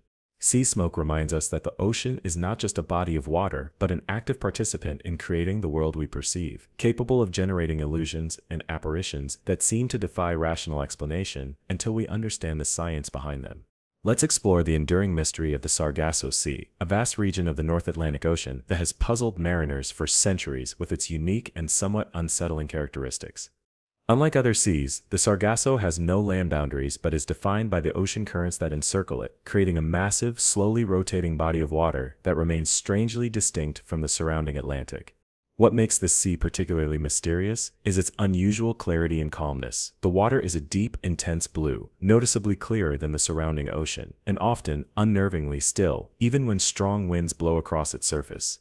The sea takes its name from the sargassum seaweed that floats in vast mats across its surface, creating golden brown patches that can extend for miles and appear solid enough to walk on from a distance. These floating forests create a unique ecosystem, a mobile habitat that supports hundreds of specialized species found nowhere else on Earth, from tiny seahorses to unique crabs and shrimps that have evolved to perfectly match the coloration of their seaweed home. Throughout history, sailors dreaded becoming trapped in the Sargasso, where ships could be becalmed for weeks in the windless doldrums, their hulls gradually becoming encrusted with barnacles, and their crews facing starvation as supplies dwindled. The Sargasso has accumulated its own mythology as a graveyard of ships, a place where vessels drift endlessly among the weed, eventually becoming part of the floating ecosystem themselves. This mysterious region reminds us that the ocean is not uniform, but contains distinct regions with their own characteristics, boundaries, and ecological communities, seas within seas that follow their own rules. The phenomenon of underwater waterfalls represents one of the ocean's most visually spectacular mysteries, places where it appears that the sea itself is pouring into some vast subterranean abyss. The most famous of these is the underwater waterfall off the coast of Mauritius, where sand and silt flowing down a submarine slope create the illusion of a massive cascade beneath the surface. From the air, it creates the breathtaking and somewhat terrifying impression that the ocean is draining away into some hidden void beneath the Earth's crust. Similar formations exist in the Bahamas, the Philippines, and other locations around the world, each creating its own unique optical illusion of the impossible.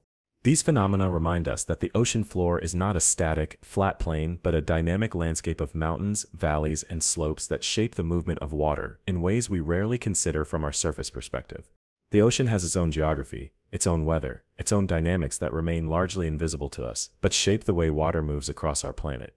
These underwater waterfalls represent one of the many ways in which the complex interplay between ocean currents, seafloor topography, and sediment transport creates visual wonders that seem to defy our basic understanding of how the world works. One of the most perplexing mysteries of the deep involves vast underwater clouds that form, move, and dissipate, like their atmospheric counterparts, but exist entirely within the ocean itself. These submarine clouds, composed of suspended sediment or microorganisms rather than water vapor, can stretch for miles and rise hundreds of feet from the seafloor. They travel through the water propelled by deep ocean currents, sometimes maintaining their cohesion for weeks or even months before gradually dispersing. Some of these underwater clouds are formed when currents stir up sediment from the seafloor, while others consist of massive blooms of phytoplankton or bacteria that color the water in shades of green, red, or even milky white. What makes these formations particularly mysterious is their semi-autonomous nature. They aren't simply passive dispersions of particles, but coherent structures that maintain their integrity as they move through the water column. They represent one of the many ways in which the ocean creates distinct, temporary environments within itself, boundaries and structures that form, interact, and dissolve in cycles that may take place entirely without human observation. These underwater clouds challenge our tendency to think of water as a uniform medium, revealing instead a complex, layered environment where different masses of water maintain their distinct identities, even as they move and interact. Let's explore one of the most persistent legends of the sea: stories of massive whirlpools capable of dragging ships to their doom. For For centuries, mariners spoke in hushed tones of vortices, like the maelstrom off the coast of Norway or Charybdis in the Strait of Messina, describing them as gateways to the underworld or the maws of sea monsters waiting to devour unwary vessels. While modern oceanography has debunked the most extreme claims about these phenomena, powerful whirlpools do indeed exist in various locations around the world, created where strong tidal currents encounter specific underwater topography. The Saltstraumen in Norway can produce whirlpools up to 33 feet in diameter with currents reaching 20 knots, strong enough to threaten small vessels that venture too close.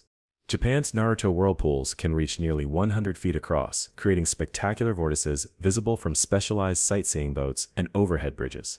What makes these formations particularly fascinating is their temporary nature. They form, grow, and dissipate, with the tidal cycle appearing and disappearing like clockwork, and a demonstration of the ocean's rhythmic power.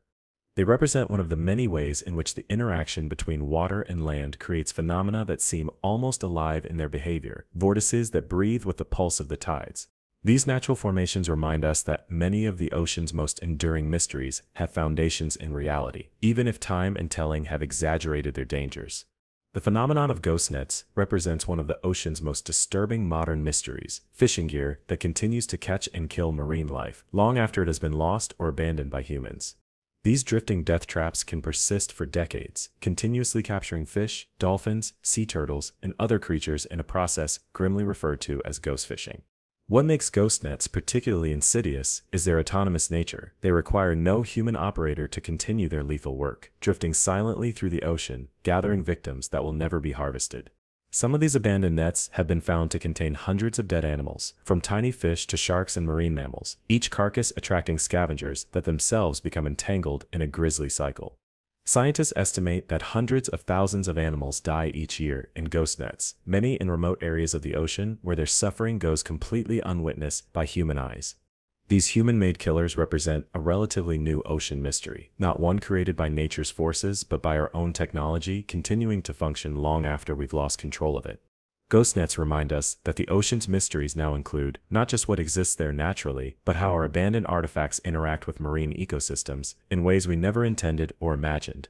They are phantom hunters prowling the deep, a technological haunting that continues to exact a toll on ocean life long after their human creators have forgotten their existence. The enduring mystery of underwater caves represents one of the last truly unexplored frontiers on our planet, vast networks of submerged passageways that remain largely unmapped and unexplored. These labyrinthine systems can extend for hundreds of miles beneath both land and sea, connecting sinkholes, blue holes, and submarine springs in networks of breathtaking complexity. The Sac-Action system in Mexico's Yucatan Peninsula is the world's longest known underwater cave, with over 370 miles of mapped passageways that likely connect to dozens of other systems still waiting to be discovered. What makes these underwater caves particularly mysterious is not just their extent, but what they contain. Perfectly preserved remains of ancient animals and humans, some dating back to the last ice age, when these caverns were still dry. In Mexico's underwater caves, archaeologists have discovered human skeletons more than 13,000 years old, along with the remains of extinct animals like giant sloths and gomphotheres, distant relatives of modern elephants. These submerged time capsules offer unprecedented preservation of organic materials that would have long since decomposed in dry caves, creating underwater museums of prehistoric life. The difficulty and danger of exploring these environments, with narrow passages, zero visibility, and no direct access to the surface, means that many remain completely unexplored, their secrets known only to the darkness. These submarine labyrinths remind us that some of the most significant discoveries about our planet's history and our own human origins may still wait in places where few have ever ventured, beneath the waves and beyond the light. Let's delve into the mystery of oceanic transport, the puzzle of how countless objects, from coconuts to human artifacts, manage to traverse thousands of miles of open ocean to reach distant shores. For centuries, scientists puzzled over how plants and animals manage to colonize isolated islands, sometimes traveling against prevailing currents in journeys that seem to defy probability. Modern oceanography has revealed the existence of complex current systems that connect seemingly isolated parts of the ocean, creating highways for seeds, larvae, and floating debris to travel vast distances.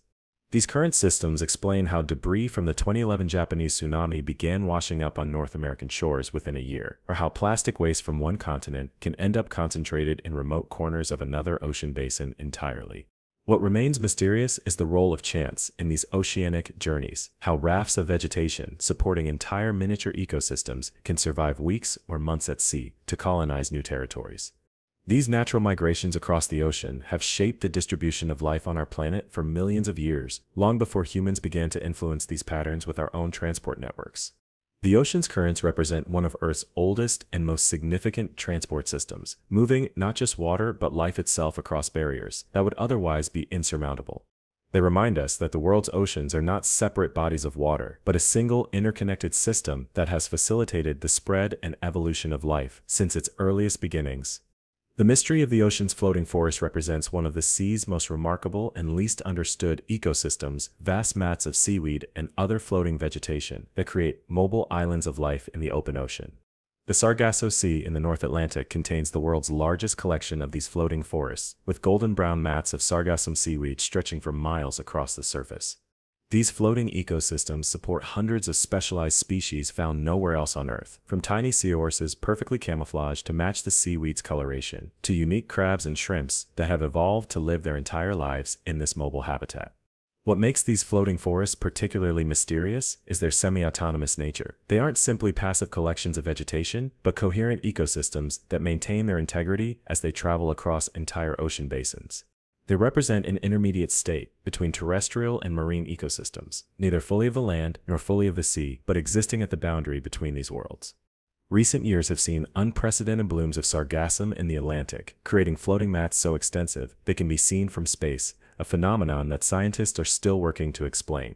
These floating forests remind us that ecosystems aren't necessarily rooted to fixed locations, but can exist as mobile entities, drifting with the currents and carrying their communities of specialized organisms across thousands of miles of open ocean. They represent one of the many ways in which life has adapted to exploit every available niche in the marine environment, even creating habitats where none would naturally exist. One of the ocean's most enduring mysteries involves the distribution and behavior of the so-called garbage patches, massive accumulations of plastic and other debris that gather in the convergent zones of ocean gyres. These floating waste fields aren't the solid islands of trash that many imagine, but rather vast areas where microscopic pieces of plastic outnumber plankton by a ratio of 6 to 1 or greater. What makes these formations particularly mysterious is how quickly they've developed. In less than a century, human-made materials that never existed before in nature have become one of the most ubiquitous components of the ocean's surface environment. Scientists are still working to understand the long-term consequences of these plastic accumulations, from their effects on marine food webs to their potential to transport invasive species across ocean basins. Perhaps most unsettling is the discovery that these garbage patches are not static formations, but dynamic systems that can release their contents during certain oceanic conditions, suddenly dispersing accumulated waste to coastlines thousands of miles away. They represent one of the most visible manifestations of humanity's impact on the ocean, a new type of marine feature created entirely by our discarded products. These anthropogenic zones challenge our understanding of how pollutants move through and persist in the marine environment, creating new oceanographic mysteries that have no parallel in the natural world. What other ways might our waste be altering the fundamental dynamics of the ocean, creating new patterns and processes that oceanographers are only beginning to recognize and understand? Let's explore the mystery of marine snow, a continuous shower of organic debris that falls from the upper layers of the ocean to the deepest trenches, creating a crucial link between the surface and deep-sea ecosystems. This ethereal snow consists of dead plankton, fecal matter, mucus, dust, and other particles that clump together as they sink, forming delicate flakes that can be seen drifting through the water column when illuminated by submarine lights. What makes marine snow particularly fascinating is its role as the primary food source for deep-sea ecosystems that exist far below the reach of sunlight, providing the only connection between photosynthetic life at the surface and the creatures of the abyss. Without this constant shower of organic material, life in the deep ocean as we know it could not exist. Scientists have discovered that marine snow doesn't simply fall passively, but is actively shaped by ocean currents, bacterial action, and the feeding behaviors of numerous organisms. Some deep-sea creatures have evolved specialized feeding structures to capture these falling particles, while others swim upward, hundreds of meters each night to intercept the snow before it reaches the bottom. The composition of marine snow varies dramatically across different ocean regions and depths, creating a complex, three-dimensional landscape of food availability that shapes the distribution of life throughout the water column. This invisible rain of sustenance represents one of the most crucial yet least observed processes in the ocean, a vital connection between worlds that allows life to exist in the most extreme environment on our planet. The mysterious light show known as the Milky Sea phenomenon represents one of the ocean's most spectacular and least understood bioluminescent displays. Unlike the more common sparkles and flashes produced by dinoflagellates when disturbed, Milky Seas create a uniform, sustained glow that can cover thousands of square miles of ocean surface. Sailors throughout history have reported sailing through these glowing waters, describing the sea as looking like a snow-covered plain or the Milky Way fallen to Earth, with the glow bright enough to read by on otherwise dark nights. These accounts were long dismissed as maritime folklore until the phenomenon was finally photographed from space in 2005, confirming that Milky Seas are real and can cover areas larger than some countries. Scientists now believe these massive light shows are created by luminous bacteria that normally live in symbiosis with fish and squid, but occasionally bloom in unprecedented numbers for reasons that remain poorly understood.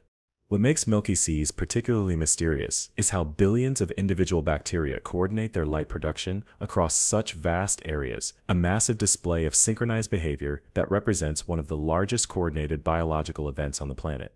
These ghostly illuminations remind us that some of the ocean's most spectacular phenomena occur at microscopic scales, the cumulative effect of trillions of tiny organisms acting in concert to create displays visible from orbit. They represent one of the many ways in which the boundary between ocean and atmosphere becomes a stage for natural displays that have fascinated and mystified humans throughout our history as a seafaring species.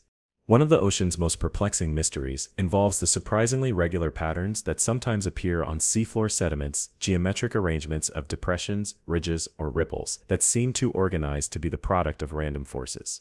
In certain areas of the continental shelf, divers have discovered perfect circles, hexagons, or parallel lines etched into the sand, often repeating with remarkable precision over large areas. Some of these patterns result from the interaction between water currents and seafloor topography, creating standing waves that shape the sediment into regular forms through a process similar to how sound waves create patterns in sand on a vibrating plate. Others are the work of living architects, from pufferfish, creating elaborate circular nests to colonies of worms, whose feeding or burrowing activities create hexagonal territories through a process of mutual repulsion.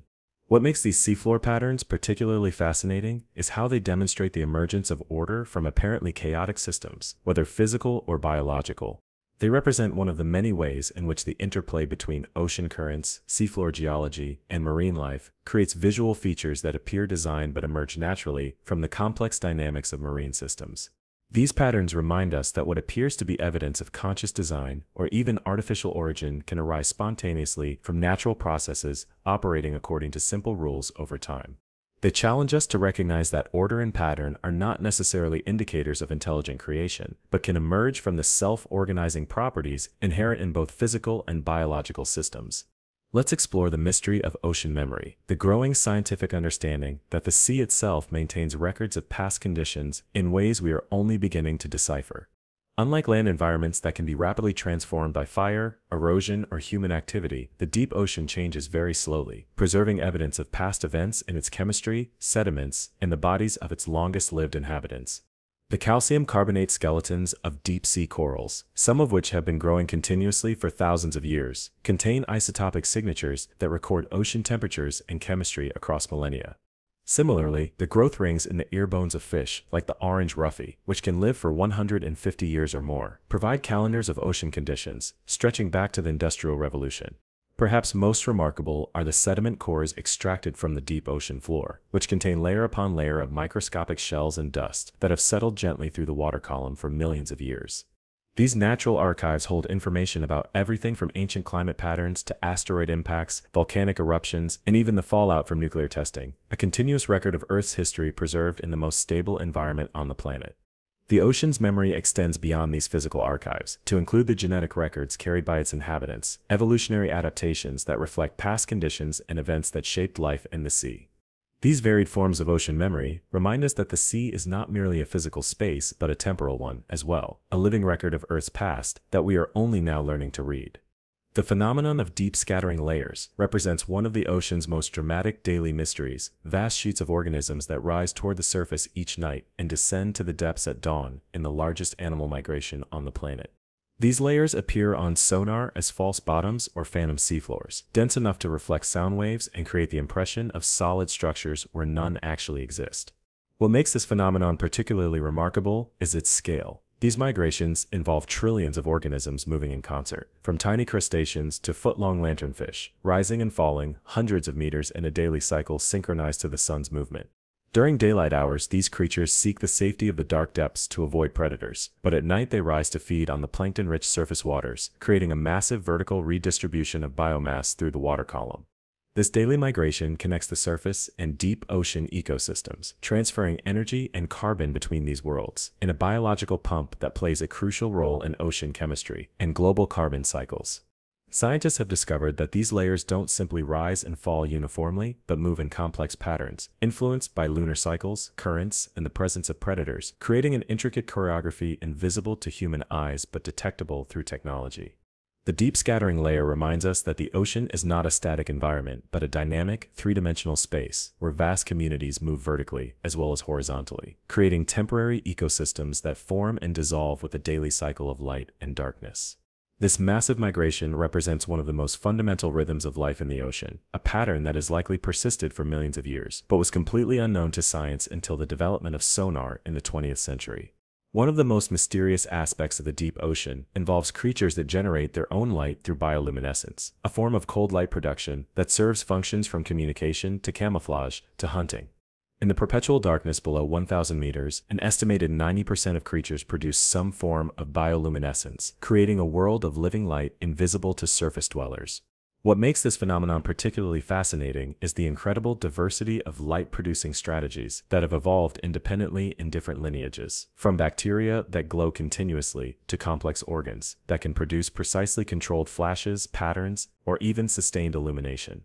Some deep-sea fish, like the anglerfish, use bioluminescent lures to attract prey, while others, like the lanternfish, have light-producing photophores arranged along their bodies in species-specific patterns that act as recognition signals for potential mates. Perhaps most remarkable are creatures like the vampire squid, which can eject luminous mucus clouds when threatened, creating a glowing decoy that distracts predators while the squid escapes into the darkness. The dragonfish has evolved perhaps the most sophisticated light system of all. Not only can it produce the blue-green light common to most bioluminescent organisms, but it also generates red light invisible to most deep-sea creatures, essentially giving it night vision capabilities in a world of darkness. These living light shows represent one of the primary ways information travels through the deep ocean, creating complex visual conversations in an environment where sound and chemical signals are also vital for communication. Bioluminescence reminds us that in the absence of sunlight, life has evolved to create its own illumination, transforming the seemingly barren void of the deep into a twinkling universe of biological stars. Let's explore the phenomenon of sea cucumbers and their bizarre defense mechanism that has mystified marine biologists for decades: the ability to forcefully expel their internal organs when threatened.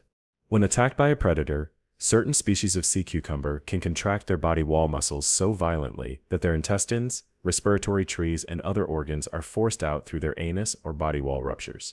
This dramatic evisceration serves multiple purposes. The expelled organs often contain toxic compounds that deter predators. They can be sticky enough to entangle an attacker, and in some cases, they continue to writhe and move after expulsion, creating a distraction while the sea cucumber escapes.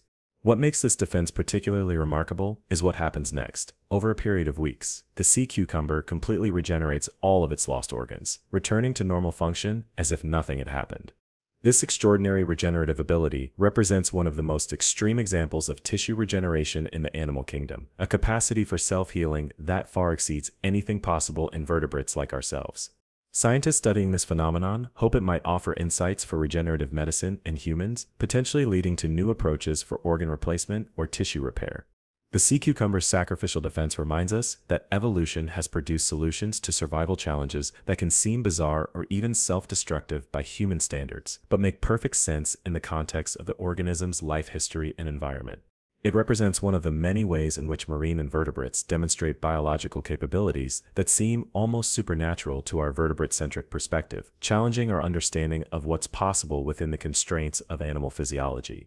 The mysterious phenomenon of oceanic anoxic events, periods when large portions of the ocean become completely depleted of oxygen, represents one of the most catastrophic yet least understood cycles in Earth's history. The geological record shows that these events have occurred multiple times in the past, creating vast dead zones in which most marine life suffocated, leading to mass extinctions that reshaped the planet's ecosystems.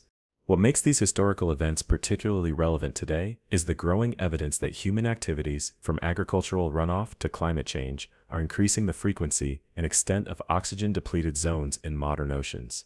Scientists have identified more than 400 coastal dead zones around the world, areas where oxygen levels have dropped so low that fish and other mobile animals flee, while slower organisms, like shellfish and bottom dwellers, suffocate. Most alarming are studies suggesting that the open ocean has lost between 1% and 2% of its total oxygen content since 1960, a trend that mirrors conditions preceding some of the worst extinction events in Earth's history. These developing anoxic zones represent one of the most significant threats to marine biodiversity, creating expanding regions where complex life cannot survive and altering the fundamental chemistry of the ocean in ways that could persist for thousands of years.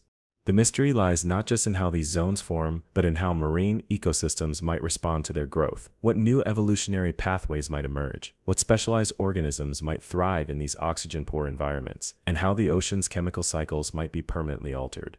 As we inadvertently recreate conditions that triggered catastrophic extinctions in the past, we are conducting a global experiment with the ocean's chemistry, whose outcome remains one of the greatest uncertainties in our planetary future. One of the ocean's most enduring mysteries involves massive underwater structures that appear artificial but exist in locations where no known civilization could have built them. Off the coast of Cuba, researchers using sonar discovered what appeared to be an ancient city nearly 2,000 feet below the surface, geometric structures including pyramids and what looked like roads in an area that would have been above water during the last ice age. Known as the Cuban Underwater Formation, this site has generated intense debate among archaeologists, with some suggesting it represents a previously unknown pre-Ice Age civilization, while others maintain the structures are unusual but natural geological formations. Similar controversy surrounds the Yonaguni Monument off the coast of Japan, a massive underwater structure with terraces, straight edges, and what appear to be carved steps. Some experts believe it to be the remnant of a 10,000-year-old Japanese civilization, while others insist it's the product of natural processes like fracturing and erosion. What makes these mysteries so persistent is the difficulty of proper archaeological investigation at such depths. The ocean jealously guards its secrets, making conventional excavation nearly impossible. These sites exist in a liminal space between the natural and the artificial, challenging our understanding of human prehistory and the capabilities of ancient civilizations. They represent one of the ways in which the ocean preserves ambiguous evidence of the past, neither confirming nor denying our theories, but simply waiting for technology advanced enough to reveal their true nature. The phenomenon of green flashes, brilliant emerald bursts of light that sometimes appear for a second or two at the moment of sunset or sunrise over the ocean, represents one of the sea's most fleeting yet captivating optical mysteries. These momentary displays occur when atmospheric conditions are just right, allowing the sun's light to be refracted and scattered in a way that briefly isolates the green portion of the spectrum as the last or first visible color before the sun disappears or emerges. What makes green flashes particularly mysterious is their rarity and unpredictability. They require specific atmospheric conditions, a clear horizon, and usually a viewer elevated above sea level. Throughout history, these ephemeral bursts of color have been associated with good fortune, spiritual significance, or rare insight. Jules Verne wrote in his novel Le Rayon Vert that anyone who witnessed the green flash would gain an extraordinary understanding of their own feelings and those of others. Modern science has explained the optics behind this phenomenon, but experiencing it firsthand remains a moment of wonder, a brief alignment of observer, atmosphere, ocean, and celestial body that creates something both fleeting and unforgettable. The green flash reminds us that some of the ocean's most magical mysteries aren't hidden in its depths, but occur at the boundary where sea meets sky, where light interacts with water in ways that transform the ordinary into the extraordinary. These rare optical events represent one of the many ways in which the ocean creates ephemeral beauty, moments of natural wonder that appear and vanish so quickly they seem almost imagined, leaving witnesses questioning whether they saw something real or merely wished it into being. Let's explore the mystery of ocean waves that seem to appear from nowhere and travel thousands of miles without losing their form or energy, the phenomenon known as tsunamis, or historically, tidal waves. Unlike normal ocean waves generated by wind, tsunamis are created by sudden displacements of water, typically from underwater earthquakes, volcanic eruptions, or landslides. What makes these waves particularly mysterious is their dual nature. In the open ocean, they're barely perceptible, often less than a foot high, but hundreds of miles long and traveling at aircraft speeds of up to 500 miles per hour. It's only when these waves approach shallow coastal waters that they transform into towering walls of water, sometimes reaching heights of over 100 feet as their enormous energy is compressed into a smaller area. This transformation explains why tsunamis can strike without warning. In deep water, they pass beneath ships with barely a ripple, giving no indication of their destructive potential until they reach land. Perhaps most remarkable is how tsunamis maintain their coherence across vast distances. The 2004 Indian Ocean tsunami traveled more than 3,000 miles from its epicenter near Sumatra to reach the coast of Africa with enough energy to cause casualties and damage. These waves represent one of the ocean's most dramatic demonstrations of how energy can be transmitted through water, moving from one side of an ocean basin to another with minimal dissipation. They remind us that the sea is not just a passive body of water, but an efficient conductor of force, capable of carrying the energy of geological events across thousands of miles to impact distant shores with devastating precision.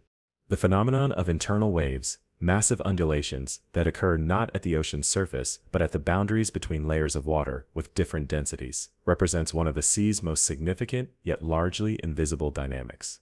These underwater waves can reach heights of over 200 feet and extend for miles, dwarfing the largest surface waves, yet remain completely invisible to observers on ships passing overhead. What makes internal waves particularly fascinating is their crucial role in mixing ocean layers, distributing heat, oxygen, and nutrients throughout the water column, in a process vital to marine ecosystems. These hidden giants become visible only through their surface effects, creating areas of unusually calm water surrounded by rippled patches, or in satellite imagery that captures their shadow-like patterns on the ocean's surface. Internal waves represent one of the primary ways energy moves through the ocean, transferring the force of tides and currents from the surface to the depths in a process that helps drive global ocean circulation. They remind us that what we see of the ocean, its surface, is merely the outermost boundary of a complex, three-dimensional environment where most of the action happens far below the reach of human senses. These invisible mountains and valleys of moving water challenge our tendency to think of the ocean as a uniform body, revealing instead a highly structured environment with distinct layers that interact in complex and sometimes dramatic ways. The study of internal waves represents one of oceanography's greatest challenges, requiring specialized equipment and techniques to measure phenomena that remain invisible to conventional observation. These hidden waves remind us that the ocean contains entire categories of events and processes that operate beyond our natural senses, detectable only through technology or their secondary effects on the environment. The mystery of sudden mass fish and whale strandings represents one of the ocean's most disturbing and poorly understood phenomena. Events where dozens or even hundreds of normally healthy marine animals inexplicably beach themselves, often dying before they can be returned to deeper water. Throughout history, these mass strandings have been interpreted as omens or warnings, their apparent deliberateness suggesting some form of collective decision rather than random accident. Modern science has proposed various explanations, from disruptions to the Earth's magnetic field that may disorient creatures using magnetoreception for navigation, to military sonar causing panic in sensitive species like beaked whales. Others suggest that highly social animals like pilot whales may strand en masse when following a sick pod member into shallow water, their strong social bonds leading entire groups to their death. What makes these events particularly mysterious is their sudden, unpredictable nature, and the fact that many stranded animals appear to be healthy prior to the event, with no obvious reason for their self-destructive behavior. Perhaps most puzzling are cases where multiple species strand simultaneously, suggesting some common external factor affecting otherwise unrelated animals. These mass strandings represent one of the ways in which the boundary between ocean and land becomes a site of mystery and tragedy, a place where marine life and human observers intersect in moments of confusion and loss. They remind us that despite centuries of observation and study, the behavior of marine creatures remains partially opaque to us, their decisions and motivations sometimes inscrutable to our land-dwelling perspective. Let's explore the mystery of ocean acidification, a profound chemical change occurring in the world's oceans that remains largely invisible yet threatens to transform marine ecosystems on a global scale. As the ocean absorbs increasing amounts of carbon dioxide from the atmosphere, a chemical reaction occurs that reduces the pH of seawater, making it more acidic and less hospitable to many forms of marine life. What makes this process particularly insidious is its invisibility. The water doesn't change color or texture, giving no visual indication of a transformation that is fundamentally altering ocean chemistry for the first time in millions of years. The effects of this change are most dramatic for organisms that build shells or skeletons from calcium carbonate, including corals, mollusks, and certain types of plankton, which find it increasingly difficult to form their protective structures in more acidic water. Scientists have observed that some pteropods, tiny swimming snails at the base of many marine food webs, now have shells that show signs of dissolution, literally dissolving while the animals are still alive. Perhaps most alarming is the speed of this change. The ocean is acidifying faster than at any time in the past 300 million years, occurring at a pace that may exceed the ability of many species to adapt. This chemical transformation represents one of the ocean's most profound contemporary mysteries, not what exists in the sea, but how the sea itself is changing in response to human activities, and what new reality might emerge from this global experiment. The mystery lies not just in how acidification will affect individual species, but in how entire ecosystems might reorganize when key organisms can no longer survive in their traditional roles. The bizarre phenomenon of underwater crop circles, discovered off the coast of Japan, represents one of the ocean's most visually striking and initially puzzling mysteries. First spotted in 1995, these perfect geometric formations on the seafloor, some nearly 80 feet in diameter, baffled scientists and divers with their precise, intricate patterns of ridges and valleys. Theories about their origin range from alien activity to unusual current patterns, until 2011, when researchers finally identified the artist responsible, a male pufferfish just a few inches long. The tiny fish works tirelessly for days, using only its fins to create these massive patterns that serve both as a mating display to attract females and as a nest that helps protect their eggs from ocean currents. What makes this behavior particularly remarkable is the disparity between the size of the artist and his creation, a fish smaller than a human hand, creating a structure larger than many houses. The precision of these formations rivals human art, with the fish carefully selecting and moving particles of specific sizes to create areas of different textures and colors, even decorating the finished circle with shells and other found objects. This solved mystery reminds us that many of the ocean's most apparently inexplicable phenomena may have natural explanations that are, in their way, even more wondrous than the supernatural or technological explanations we might initially imagine. It represents one of the many ways in which marine life creates beauty and order that appears deliberate and designed, challenging our understanding of animal cognition and aesthetic sense. One of the ocean's most persistent acoustic mysteries involves a sound recorded multiple times since 1991, known as the upsweep, a series of narrow-band upsweeping sounds detected seasonally across the Pacific. Unlike many unexplained ocean sounds that occur once and disappear, the upsweep has been recorded consistently for decades, with its volume appearing to peak in spring and fall each year. What makes this sound particularly puzzling is its volume and range. It's powerful enough to be picked up by multiple hydrophones in NOAA's monitoring network, sometimes detected over 3,000 miles apart. Scientists have proposed various explanations, from volcanic activity to the movement of massive ice sheets, but no theory fully accounts for the sound's seasonal pattern and persistence over decades. The fact that the sound appears to follow a seasonal cycle suggests it might be biological in origin, yet no known marine creature produces vocalizations with this specific acoustic signature. Perhaps most intriguing is the possibility that the upsweep might be produced by some form of marine life we haven't yet discovered, a reminder that the ocean likely contains creatures we've never documented, some possibly large enough to generate sounds detectable across an entire ocean basin. This mysterious call reminds us that the ocean has its own soundscape, filled with voices we cannot always identify or understand, a chorus of communication that has been ongoing for millions of years before humans developed the technology to listen. The upsweep represents one of the many ways in which the ocean speaks in languages we are still learning to translate, its message unclear, but its presence undeniable in the underwater acoustic landscape. Let's delve into the enduring mystery of the Baltic Sea anomaly, an unusual sonar image captured in 2011 that appears to show a circular object with angular features resting on the seafloor between Sweden and Finland. The object, approximately 200 feet in diameter, created a sensation when the sonar image was released, with its apparently artificial geometry prompting speculation about everything from a crashed UFO to a secret Nazi anti-submarine device. What makes this formation particularly intriguing is a long, straight feature extending from it that resembles a runway or cleared path, adding to its appearance as something constructed rather than naturally formed.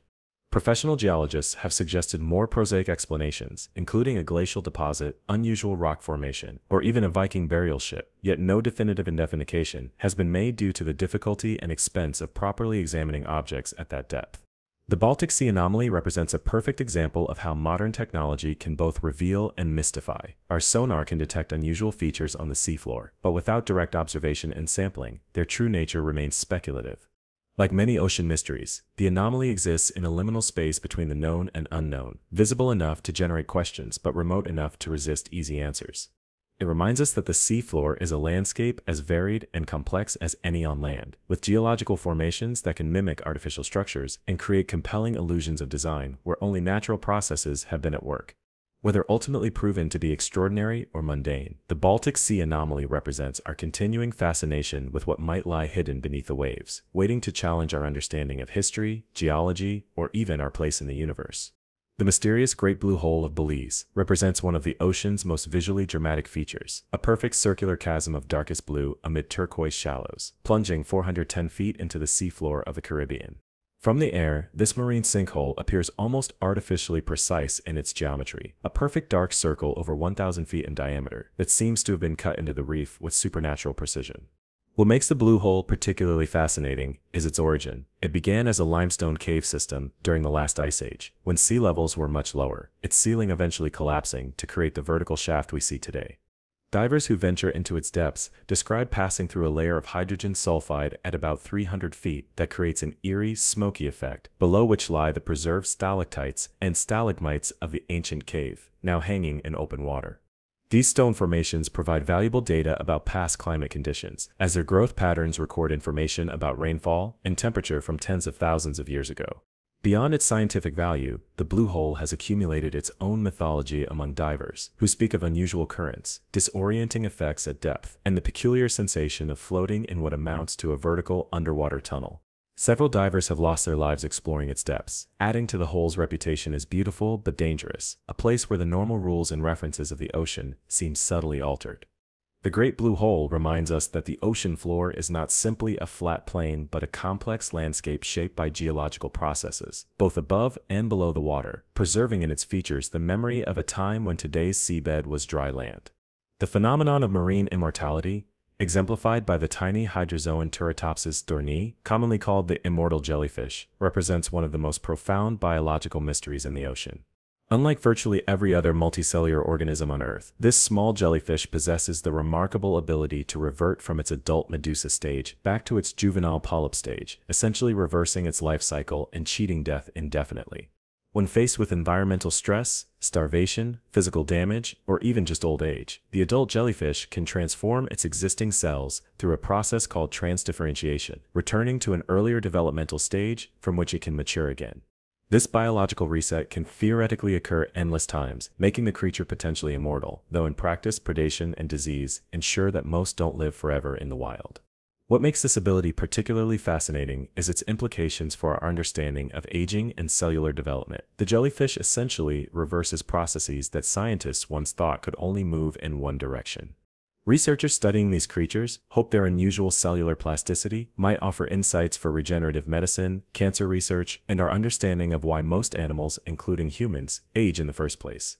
The immortal jellyfish reminds us that the ocean harbors life forms with biological capabilities that seem almost magical by the standards of terrestrial organisms, challenging our most fundamental assumptions about the inevitability of aging and death. It represents one of the many ways in which marine life offers glimpses of alternative evolutionary pathways, biological solutions to universal challenges that have developed along lines radically different from those familiar to us on land. Let's explore the mystery of deep-sea vents, underwater geysers that create oases of life in the most unlikely places, challenging our understanding of what environments can support complex ecosystems. First discovered in 1977, these hydrothermal vents erupt superheated water up to 750 degrees Fahrenheit, laden with minerals and chemicals that would be toxic to most forms of life on Earth's surface. What makes these environments particularly remarkable is that they support rich communities of specialized organisms that derive energy not from the sun through photosynthesis, but from the chemicals in the vent fluid through a process called chemosynthesis. Giant tube worms up to 8 feet long, with no mouth or digestive system, house billions of bacteria and specialized organs, while blind shrimp with light-sensing organs on their backs swarm around the chimney-like structures that form where the hot vent fluid meets cold seawater. These vent communities represent the only ecosystems on Earth completely independent of sunlight, raising profound questions about where else in the universe life might exist, perhaps on ocean worlds like Jupiter's moon Europa, where similar chemical-based energy sources could potentially support alien biospheres. The discovery of these thriving deep-sea communities forced scientists to completely revise their understanding of where life can exist, expanding the range of possible habitable environments both on Earth and potentially elsewhere in the cosmos. What remains mysterious is how these isolated vent ecosystems connect with each other, how species manage to colonize new vents that form, sometimes hundreds of miles from the nearest existing community. These underwater oases of life remind us that the dividing line between habitable and uninhabitable is far more complex than we once believed, and that life finds ways to harness energy and create complexity in environments we would have considered sterile only decades ago. The phenomenon of oceanic brine pools, underwater lakes formed by hypersaline water that's too dense to mix with the surrounding seawater, represents one of the ocean's most visually striking and biologically extreme environments. These eerie formations have distinct surfaces, shorelines, and even waves, creating the surreal impression of a lake within the sea, complete with the optical illusion of an underwater water surface that seems to defy physics.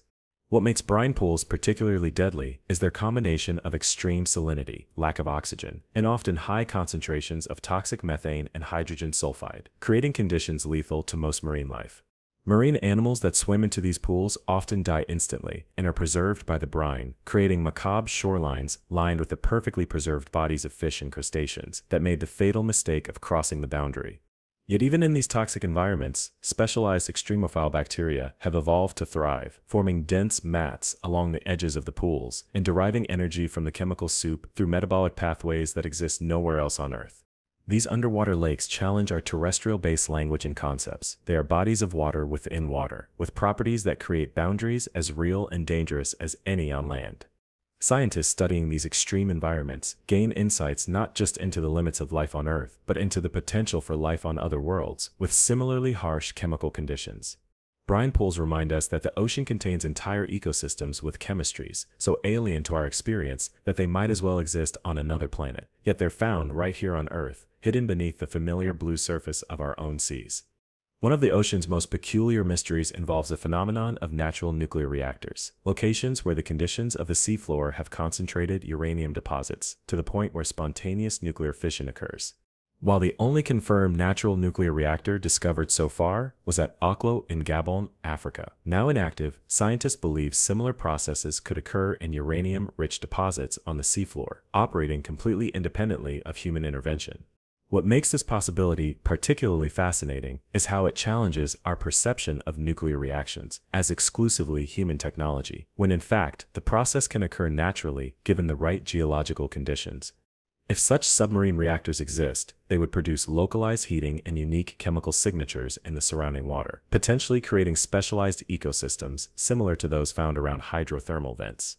The possibility of natural nuclear processes occurring in the deep ocean reminds us that many of the technologies humans have developed have natural analogs, processes that have been occurring spontaneously for billions of years before we discovered their principles. These potential natural reactors represent one of the many ways in which the ocean might harbor energy sources and chemical processes far more complex than we typically imagine, operating silently in the darkness of the deep. The mystery lies not just in whether such submarine reactors exist, but in what unique environments they might create, what specialized life forms might have evolved to exploit the energy and chemistry of these extreme habitats. Natural phenomena like these challenge our tendency to draw clear lines between the natural and the technological, reminding us that even processes we consider quintessentially human innovations may have existed in nature long before our species began to harness them.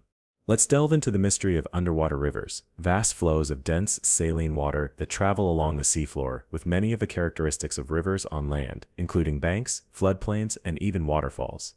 These submarine rivers form when dense water, often made heavier by suspended sediment or higher salinity, flows downslope along the continental shelf and into the deep ocean basins.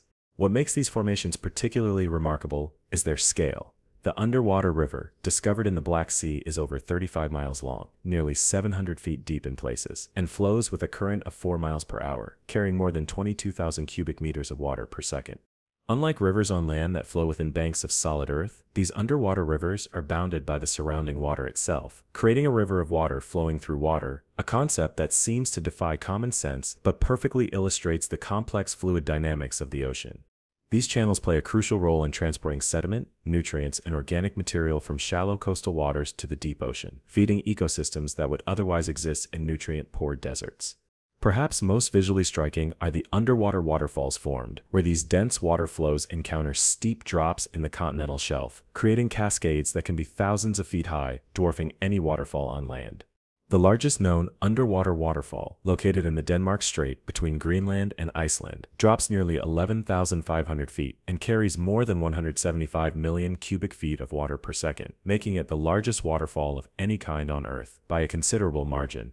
These hidden rivers and falls remind us that the ocean is not a uniform body of water, but contains distinct flows and boundaries that create a complex, three-dimensional landscape of currents, temperatures, and densities invisible to the human eye but vital to the functioning of marine ecosystems. The mystery of methane iceworms represents one of the ocean's most remarkable examples of extreme adaptation. Tiny annelids that live exclusively on methane hydrate deposits on the seafloor, eating the frozen gas that would be toxic to most other life forms. Discovered only in 1997, these pinkish worms about an inch long burrow through the ice-like methane deposits, metabolizing the gas through specialized bacteria in their tissues that convert the methane into usable energy. What makes these creatures particularly fascinating is their highly specialized habitat. They can only survive on the precise boundary where frozen methane meets seawater, a narrow ecological niche that exists nowhere on Earth except in the cold, high-pressure environment of the deep ocean. Scientists believe these worms and the bacteria they host may represent one of the most ancient symbiotic relationships on the planet, possibly dating back to Earth's earliest days, when methane was far more abundant in the atmosphere and oceans. The study of these extreme specialists offers insights into how life might exist on other worlds, with methane-rich environments such as Saturn's moon Titan, where lakes of liquid methane cover portions of the surface. These worms challenge our understanding of what substances can serve as food sources for complex organisms, expanding our conception of what might constitute a habitable environment both on Earth and elsewhere in the universe. They represent one of the many ways in which life in the ocean has evolved to exploit energy sources that would seem impossible or toxic by the standards of surface-dwelling organisms. The methane iceworm reminds us that the distinction between what's poisonous and what's nutritious depends entirely on the adaptations of the organism. One creature's toxin is another's feast in the diverse metabolic landscape of ocean life. One of the ocean's most visually spectacular mysteries involves the phenomenon of bioluminescent bays, coastal waters, where microscopic organisms create such intense natural light displays that the sea appears to be filled with blue fire. These rare ecosystems, found in only a few locations worldwide, contain extremely high concentrations of dinoflagellates, single-celled plankton that emit light when disturbed, creating a defense mechanism that has evolved into one of nature's most beautiful displays. What makes these bays particularly magical is how they transform human interaction with the water. Swimming creates glowing trails behind your body, fish appear as moving constellations of light beneath the surface, and even raindrops hitting the water produce tiny flashes like aquatic fireflies. Scientists still don't fully understand why these organisms concentrate in such high numbers in specific bays, though it appears to involve a precise combination of nutrients, limited water circulation, and protection from the open ocean. Perhaps most mysterious is how these bays can suddenly lose their luminescent properties, for periods ranging from months to years, then recover their glow for reasons that remain poorly understood. The fragility of these ecosystems, their sensitivity to changes in water quality, temperature, and human activity, makes them both wonders to be experienced and vital indicators of marine environmental health. These glowing waters represent one of the most direct and magical ways humans can interact with the phenomenon of bioluminescence, experiencing firsthand how the ocean creates light from life in a demonstration of evolutionary adaptation that doubles as natural art. The bioluminescent bay reminds us that some of the ocean's most profound mysteries are not hidden in inaccessible depths, but can be experienced directly, their wonder available to anyone willing to disturb the water with their hand and watch as living light swirls in response. Let's explore the phenomenon of the bristlemoth paradox, the fact that the most abundant vertebrate on Earth remains virtually unknown to the general public and was barely studied by science until recently. The bristlemoth fish, a tiny deep-sea creature rarely exceeding a few inches in length, exists in such unfathomable numbers. Estimates suggest over 1 trillion individuals that they outweigh all the world's fishery catches combined. What makes these fish particularly mysterious is how they manage to reach such overwhelming abundance while remaining nearly invisible to human awareness. They live primarily in the ocean's twilight zone, between 650 and 3,300 feet deep, rarely coming to the surface or appearing in fishing nets. With their gaping mouths filled with bristle-like teeth, Hence their name. They migrate vertically through the water column each night to feed, participating in the largest animal migration on the planet. Yet most people have never seen or heard of them. The bristlemouth represents a profound paradox of ocean knowledge. How can the most numerous backboned animal on our planet, with a global population exceeding that of all other fish combined, remain so obscure and understudied? This fish reminds us that abundance and human awareness operate on entirely different scales in the ocean. What dominates the sea numerically may be completely peripheral to our perception and understanding. Their existence challenges our tendency to focus research and conservation efforts on large, charismatic marine species, while ignoring the smaller organisms that form the actual biological foundation of ocean ecosystems. The bristlemouth paradox represents one of the many ways in which the ocean reminds us of our limited perspective, how the true ecological importance of a species often has little correlation with its visibility or appeal to human observers. The mysterious phenomenon of submarine forests, vast underwater groves of kelp that create three-dimensional habitats as complex and biodiverse as any forest on land, represents one of the ocean's most productive yet vulnerable ecosystems. These submarine canopies can grow at rates exceeding 2 feet per day, reaching heights of over 150 feet from the seafloor to the surface, creating a living architecture that provides habitat for thousands of species. What makes kelp forests particularly remarkable is how they engineer their own environment, dampening wave action, altering water chemistry, and creating gradients of light and current that allow numerous specialized niches to exist within their complex structure. Some of the creatures that inhabit these underwater forests have evolved such specific adaptations to this environment that they can live nowhere else, their entire life cycle dependent on the unique conditions created by the kelp.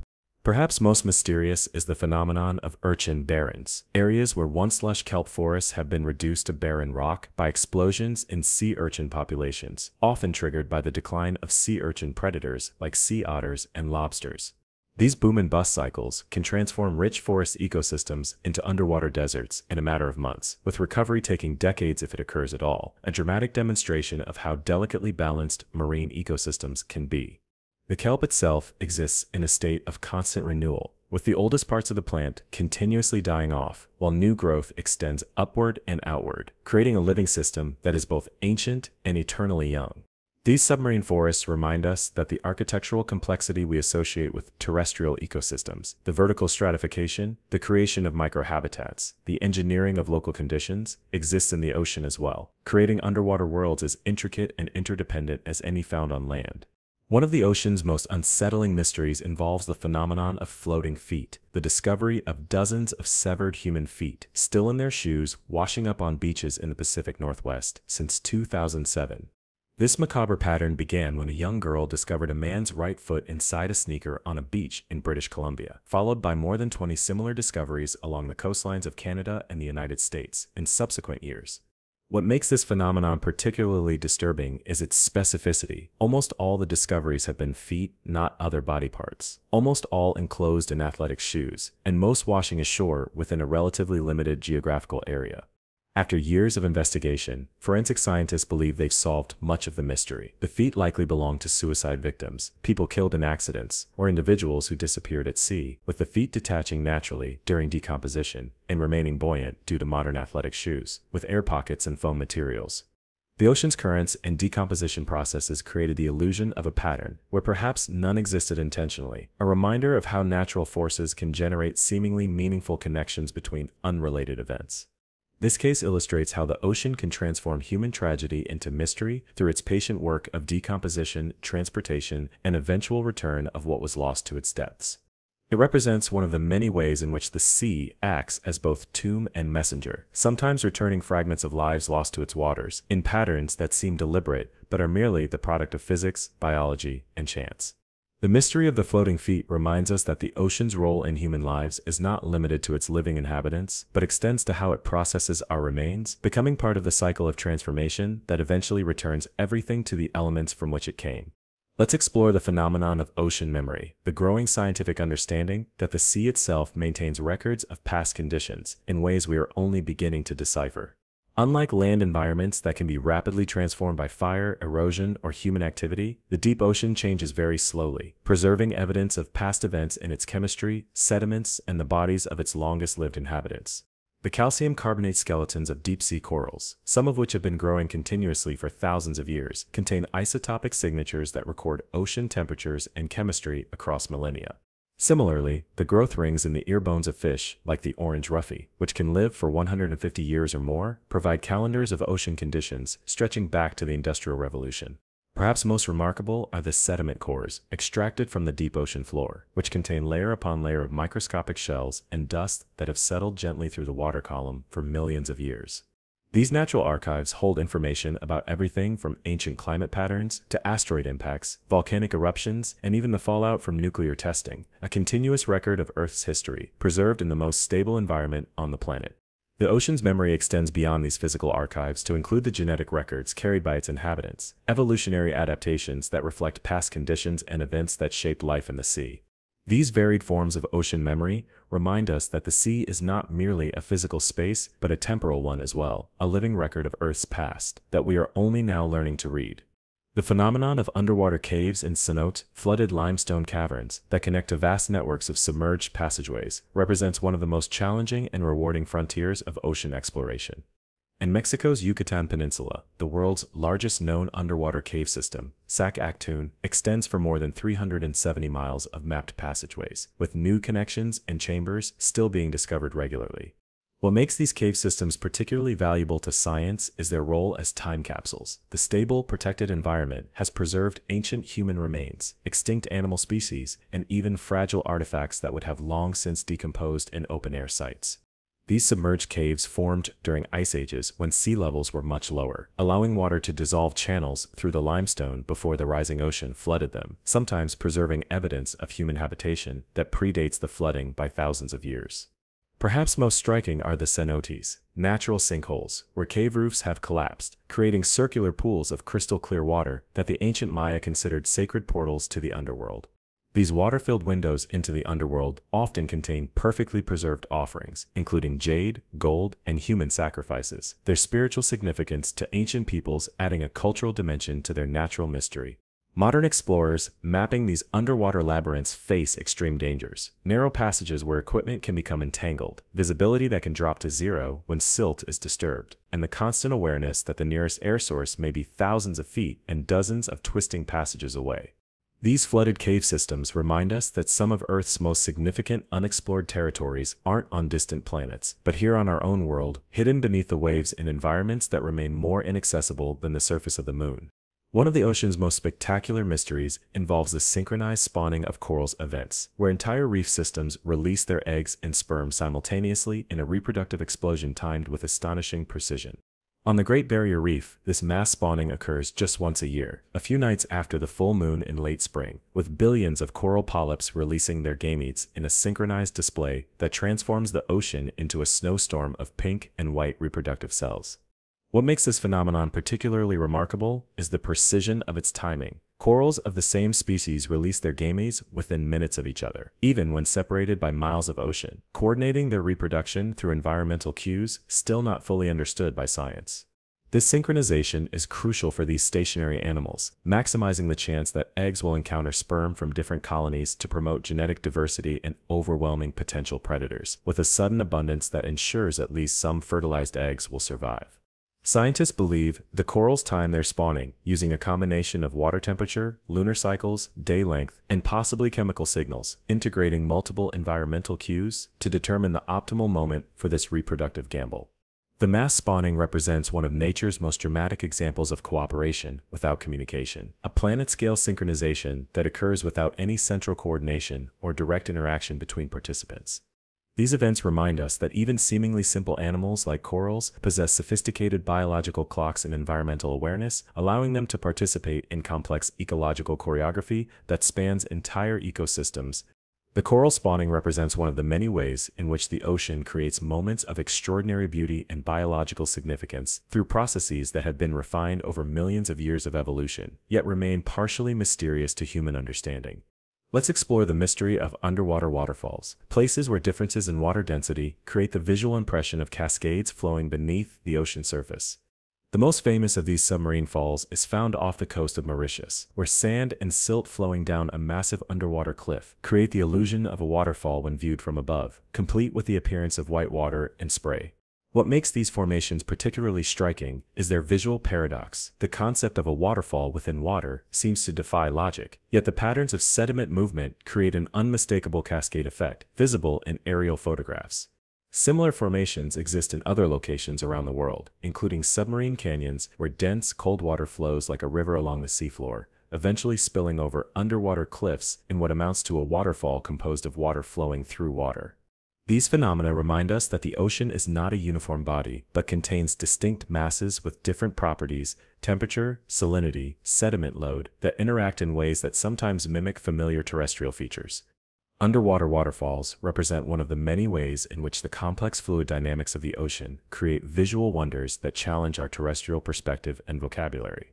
They illustrate how the boundary between what is a separate substance and what is merely a different state of the same substance becomes blurred in the ocean environment, where water of different densities can behave almost as if they were different liquids.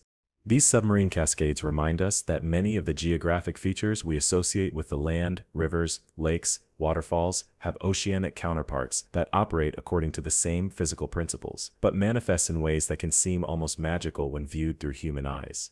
The phenomenon of the immortal jellyfish, Turritopsis darnii, represents one of the ocean's most profound biological mysteries, a creature that appears to have broken the most fundamental rule of animal life, the inevitability of death. Unlike virtually every other multicellular organism on Earth, this small hydrozoan possesses the ability to revert from its adult medusa stage back to its juvenile polyp stage when facing environmental stress, starvation, physical damage, or even old age. This biological reset effectively restarts its life cycle, allowing it to mature again into an adult, a process it can theoretically repeat indefinitely, making it potentially immortal in the absence of disease or predation. What makes this ability particularly remarkable is how it fundamentally challenges our understanding of aging and cellular development. The jellyfish essentially reverses processes that scientists once thought could only move in one direction. The secret to this extraordinary capability lies in a process called transdifferentiation, where specialized cells transform into different types of cells, effectively allowing the jellyfish to rebuild its body from existing parts rather than starting from stem cells. Researchers studying this creature hope that understanding its unique cellular plasticity might provide insights for regenerative medicine, cancer research, and potentially even approaches to address human aging. The immortal jellyfish represents one of the most dramatic examples of how marine life has evolved capabilities that seem almost supernatural by terrestrial standards. Biological solutions to universal challenges that have developed along completely different lines than those familiar to us in land-dwelling organisms. This small, seemingly insignificant creature reminds us that some of the ocean's most profound mysteries aren't found in its physical features, but in the biological innovations of its inhabitants, adaptations that challenge our most basic assumptions about the nature of life itself. One of the ocean's most disturbing mysteries involves massive die-offs known as dead zones, areas where oxygen levels have fallen so low that they can no longer support most marine life. These underwater wastelands, which now cover more than 60,000 square miles globally, form when excess nutrients from agricultural runoff, sewage, or other pollution trigger massive algae blooms that consume oxygen as they decompose. What makes these zones particularly unsettling is how quickly they can transform once thriving ecosystems into underwater deserts, creating areas where fish and other mobile animals flee, while slower creatures like shellfish and bottom dwellers suffocate. The expansion of these dead zones represents one of the most significant, yet largely invisible human impacts on the ocean, with their total area doubling each decade since the 1960s. Perhaps most alarming is the growing evidence that these oxygen-depleted areas are expanding beyond coastal regions into the open ocean, which has lost between 1% and 2% of its total oxygen content since 1960. These developing anoxic conditions mirror those that preceded some of the worst mass extinction events in Earth's history, raising profound questions about the future of marine ecosystems under continuing human pressure. The mystery lies not just in how these zones form, but in how marine life might adapt to their expansion. What new ecological relationships might emerge, what specialized organisms might thrive in these oxygen-poor environments, and whether the ocean's chemistry might be permanently altered. As we inadvertently recreate conditions that triggered catastrophic extinctions in the past, we are conducting a global experiment with the ocean's chemistry, whose outcome remains one of the greatest uncertainties in our planetary future. Let's explore the mystery of underwater light scattering, the complex interaction between sunlight and seawater that creates the ocean's characteristic colors and determines how deep photosynthesis can occur. When sunlight strikes the ocean surface, Water molecules and dissolved particles absorb and scatter different wavelengths at varying rates, with red light disappearing first, followed by orange and yellow, leaving only the blue-green portion of the spectrum to penetrate to greater depths. What makes this filtering particularly consequential is how it creates distinct vertical zones in the ocean. The sunlit euphotic zone, where photosynthesis can occur. The twilight mesophotic zone, where only the most sensitive eyes can detect the faintest blue light, and the aphotic zone of total darkness. These light boundaries have shaped the evolution of marine life more profoundly than almost any other factor, determining not just where photosynthesis can occur, but influencing everything from predator-prey interactions to mating displays and camouflage strategies. Perhaps most remarkable is how marine organisms have adapted to these light conditions, developing eyes up to 100 times more sensitive than human vision, evolving transparent bodies to minimize shadows, and creating their own light through bioluminescence to communicate and hunt in the darkness. The ocean's relationship with light represents one of its most fundamental organizing principles, creating a vertical gradient of conditions that has driven the evolution of specialized adaptations at every depth. This interaction between light and water creates not just the blue color we associate with the ocean, but the entire visual environment that shapes how marine life perceives and navigates its world. The mystery of underwater light reminds us that the ocean is not just a physical space, but a visual one as well, with properties of light transmission and coloration that have profound implications for the evolution and ecology of all marine life. The phenomenon of whale falls, what happens when a whale dies and its massive carcass sinks to the seafloor, represents one of the most remarkable examples of how death in the ocean creates new life. When a whale's 100-ton body settles on the deep sea floor, it creates a pulse of organic material equivalent to 2,000 years of normal nutrient fall in that area, effectively a massive feast in what is otherwise a food desert. What makes whale falls particularly fascinating is how they support a succession of distinct ecosystems over time. First attracting mobile scavengers, like sharks and hagfish, that strip the flesh, then nurturing specialized enrichment opportunists that consume the remaining tissue, and finally supporting a sulfophilic community that lives on the skeleton for decades.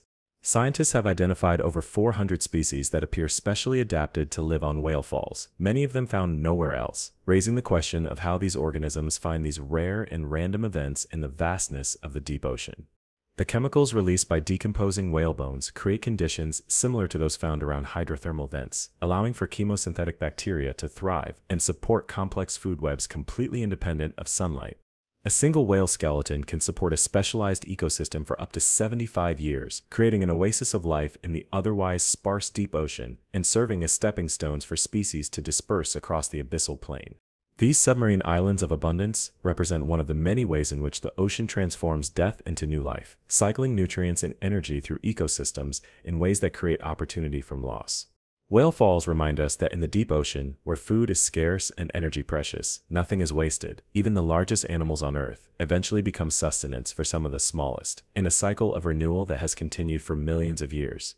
One of the ocean's most puzzling behaviors involves the phenomenon of mass stranding, events where dozens or even hundreds of otherwise healthy whales, dolphins, or other marine mammals inexplicably beach themselves, often dying before they can be returned to deeper water. Throughout history, these mass strandings have been interpreted as omens or warnings, their apparent deliberateness suggesting some form of collective decision rather than random accident. Modern science has proposed various explanations, from disruptions to the Earth's magnetic field that may disorient creatures using magnetoreception for navigation, to military sonar causing panic in sensitive species like beaked whales. Others suggest that highly social animals like pilot whales may strand en masse when following a sick pod member into shallow water, their strong social bonds leading entire groups to their death. What makes these events particularly mysterious is their sudden, unpredictable nature, and the fact that many stranded animals appear to be healthy prior to the event, with no obvious reason for their self-destructive behavior. Perhaps most puzzling are cases where multiple species strand simultaneously, suggesting some common external factor affecting otherwise unrelated animals. These mass strandings represent one of the ways in which the boundary between ocean and land becomes a site of mystery and tragedy, a place where marine life and human observers intersect in moments of confusion and loss. They remind us that despite centuries of observation and study, the behavior of marine creatures remains partially opaque to us, their decisions and motivations sometimes inscrutable to our land-dwelling perspective. Let's explore the acoustic mystery of the ocean, the complex soundscape of clicks, moans, songs, and other vocalizations that create the sea's invisible communications network. Water conducts sound approximately 4 times faster than air, allowing whale songs to travel for hundreds or even thousands of miles under the right conditions, creating the potential for ocean-wide communication networks among the largest animals on Earth. What makes the ocean soundscape particularly fascinating is its layered complexity, from the constant background of snapping shrimp that dominates shallow waters to the haunting songs of humpback whales that change and evolve each year like shifting musical fashions. Perhaps most mysterious are the vocalizations we've recorded but cannot attribute to any known creature, like the infamous 52 Hz whale, a solitary individual that sings at a frequency no other whale uses, earning it the nickname the loneliest whale in the world as it calls out year after year, with no apparent response. The ocean's acoustic environment has been radically altered by human activity in recent decades, with shipping noise increasing ambient sound levels by an estimated 32-fold since the mid-21st century in some regions. This growing acoustic pollution creates what scientists call masking, preventing animals from hearing the sounds they rely on for finding food, avoiding predators, locating mates, and maintaining social bonds. For creatures that evolved in an environment where sound was the primary medium of long-distance communication, this transformation represents one of the most significant yet invisible human impacts on marine ecosystems. The mystery of ocean acoustics reminds us that the sea has its own language, its own conversations and broadcasts that have been ongoing for millions of years before humans developed the technology to listen. A sonic environment we are only beginning to understand, even as our noise threatens to drown it out. The phenomenon of stonefish, marine creatures so perfectly camouflaged that they appear indistinguishable from the rocks and coral around them, represents one of the ocean's most remarkable examples of evolutionary adaptation. These masters of disguise are not only visually identical to the substrate they rest on, but can change their coloration over time to match new surroundings, making them virtually invisible to both prey and predators. What makes stonefish particularly notorious is that this perfect camouflage is paired with some of the most potent venom known to science. Their spines contain toxins, capable of causing excruciating pain, tissue death, and even human fatalities, if stepped on by unwary waders. The evolutionary arms race that produced these creatures represents millions of years of pressure to simultaneously avoid being eaten while increasing hunting success, resulting in an animal that exists at the boundary between living creature and inanimate object. Similar adaptations have evolved independently in multiple fish families, suggesting that the strategy of becoming living rock is so advantageous that it has been reinvented repeatedly throughout evolutionary history. These animals challenge our visual system's most basic function, distinguishing living things from non-living background, and remind us how easily our senses can be deceived by sufficiently sophisticated camouflage. The stonefish represents one of the many ways in which the ocean blurs the line between the animate and inanimate, creating living creatures that hide in plain sight by mimicking the very environment they inhabit. Their existence raises the question of how many other perfectly camouflaged species might still await discovery, hidden organisms that have evolved to be overlooked by both predators and scientists alike. One of the ocean's most persistent enigmas involves underwater archaeological sites that challenge our understanding of human prehistory, submerged structures that appear artificial but exist in locations that would have been underwater far longer than conventional timelines of human civilization allow. In the Gulf of Cambay off India's western coast, researchers discovered what appears to be the remains of an ancient city nearly 120 feet below the current sea level, in an area that would have been submerged for at least 9,000 years. What makes such discoveries particularly controversial is how they conflict with established archaeological timelines. Conventional history suggests that urban civilizations with the capability to build large structures didn't emerge until thousands of years after these sites would have been submerged by rising sea levels, following the last ice age. Similar debates surround the Yonaguni Monument off Japan, a massive underwater structure with straight edges, precise corners, and what appear to be carved steps, which would have been above water no more recently than 10,000 years ago, if it is indeed artificial. These potential prehistoric sites force us to consider uncomfortable possibilities. Either our understanding of human technological development is incomplete, with sophisticated civilizations existing thousands of years earlier than currently recognized, or natural geological processes can create formations that appear remarkably artificial. The ocean complicates archaeological investigation by limiting access, preserving some materials while destroying others, and obscuring sites with sediment or marine growth that can either mimic or mask human modification. These submerged mysteries exist at the boundary of natural formation and human construction, challenging archaeologists to determine where the line between geological coincidence and prehistoric architecture actually lies. They represent one of the many ways in which the ocean preserves tantalizing glimpses of possible alternative human histories, stories of civilizations that may have risen and fallen, while leaving only the most ambiguous traces for us to discover millennia later. Let's explore the mystery of deep-sea gigantism, the tendency for creatures in the deep ocean to grow to sizes far larger than their shallow water relatives, creating a world populated by what seem like monsters from another age.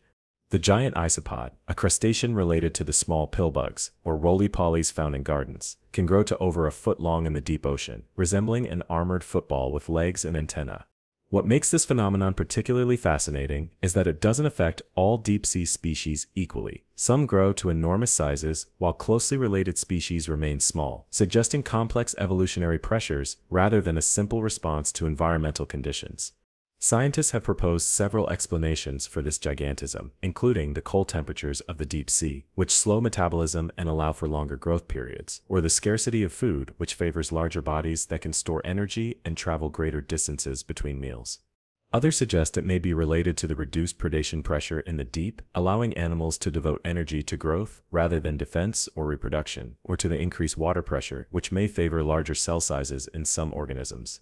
Whatever the cause, deep-sea gigantism creates a world populated by creatures that seem to belong to an earlier age of Earth's history, living fossils that have maintained body plans unchanged for millions of years, simply scaled to proportions that seem impossible by surface standards.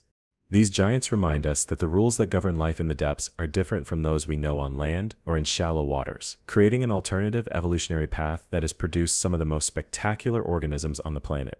The mystery of why some creatures grow so large in the deep, while others remain small, represents one of the many ways in which the ocean challenges our understanding of evolutionary forces and the limits of biological possibility.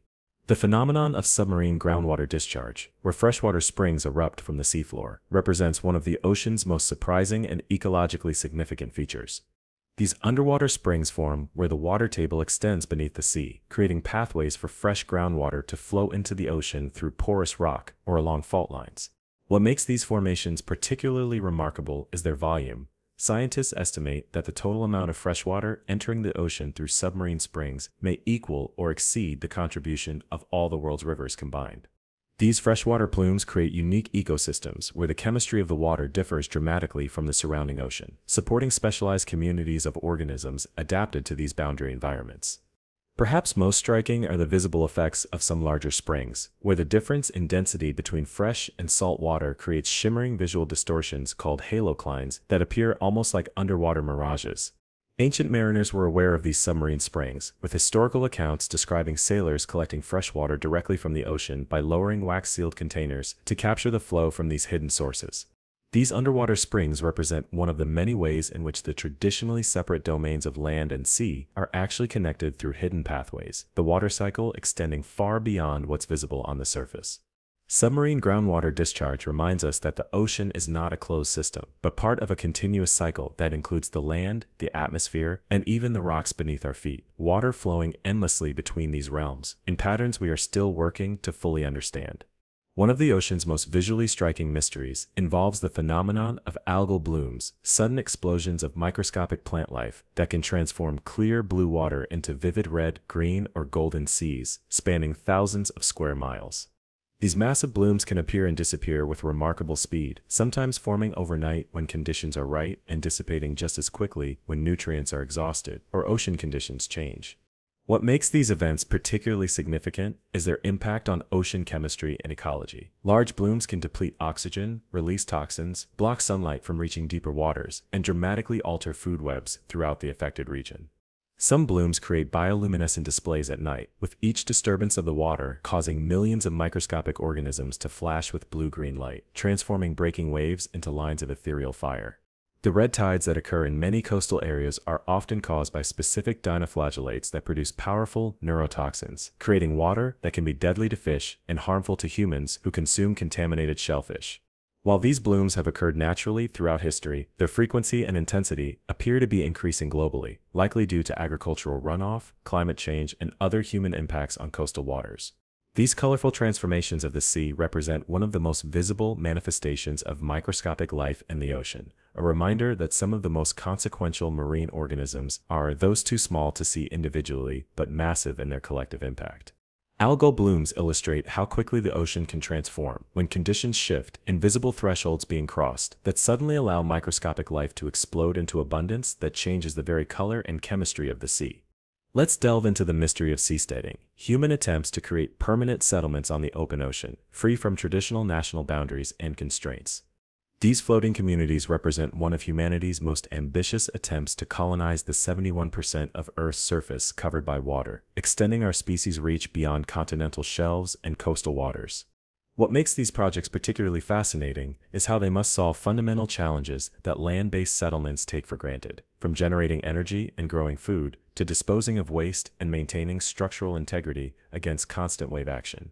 The vision of seasteading encompasses everything from floating cities, housing thousands of people, to small, self-sufficient platforms, designed for individual families or small communities seeking independence from traditional nation-states. These ocean settlements represent a modern version of an ancient human dream to create new societies from scratch, unbound by existing political structures and free to experiment with alternative forms of governance and social organization. The technical challenges are matched by legal ambiguities. International maritime law was not designed with permanent human settlements in mind, creating complex questions about sovereignty, citizenship, and jurisdiction in these floating communities. Perhaps most intriguing is how seasteads must develop symbiotic rather than exploitative relationships with the ocean that supports them, their survival depending on understanding and working with marine systems rather than against them.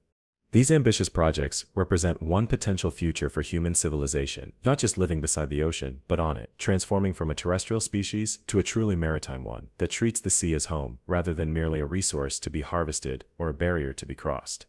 The phenomenon of ocean plastic breakdown, what happens to the millions of tons of plastic waste that enter the marine environment each year, represents one of the sea's most disturbing modern mysteries.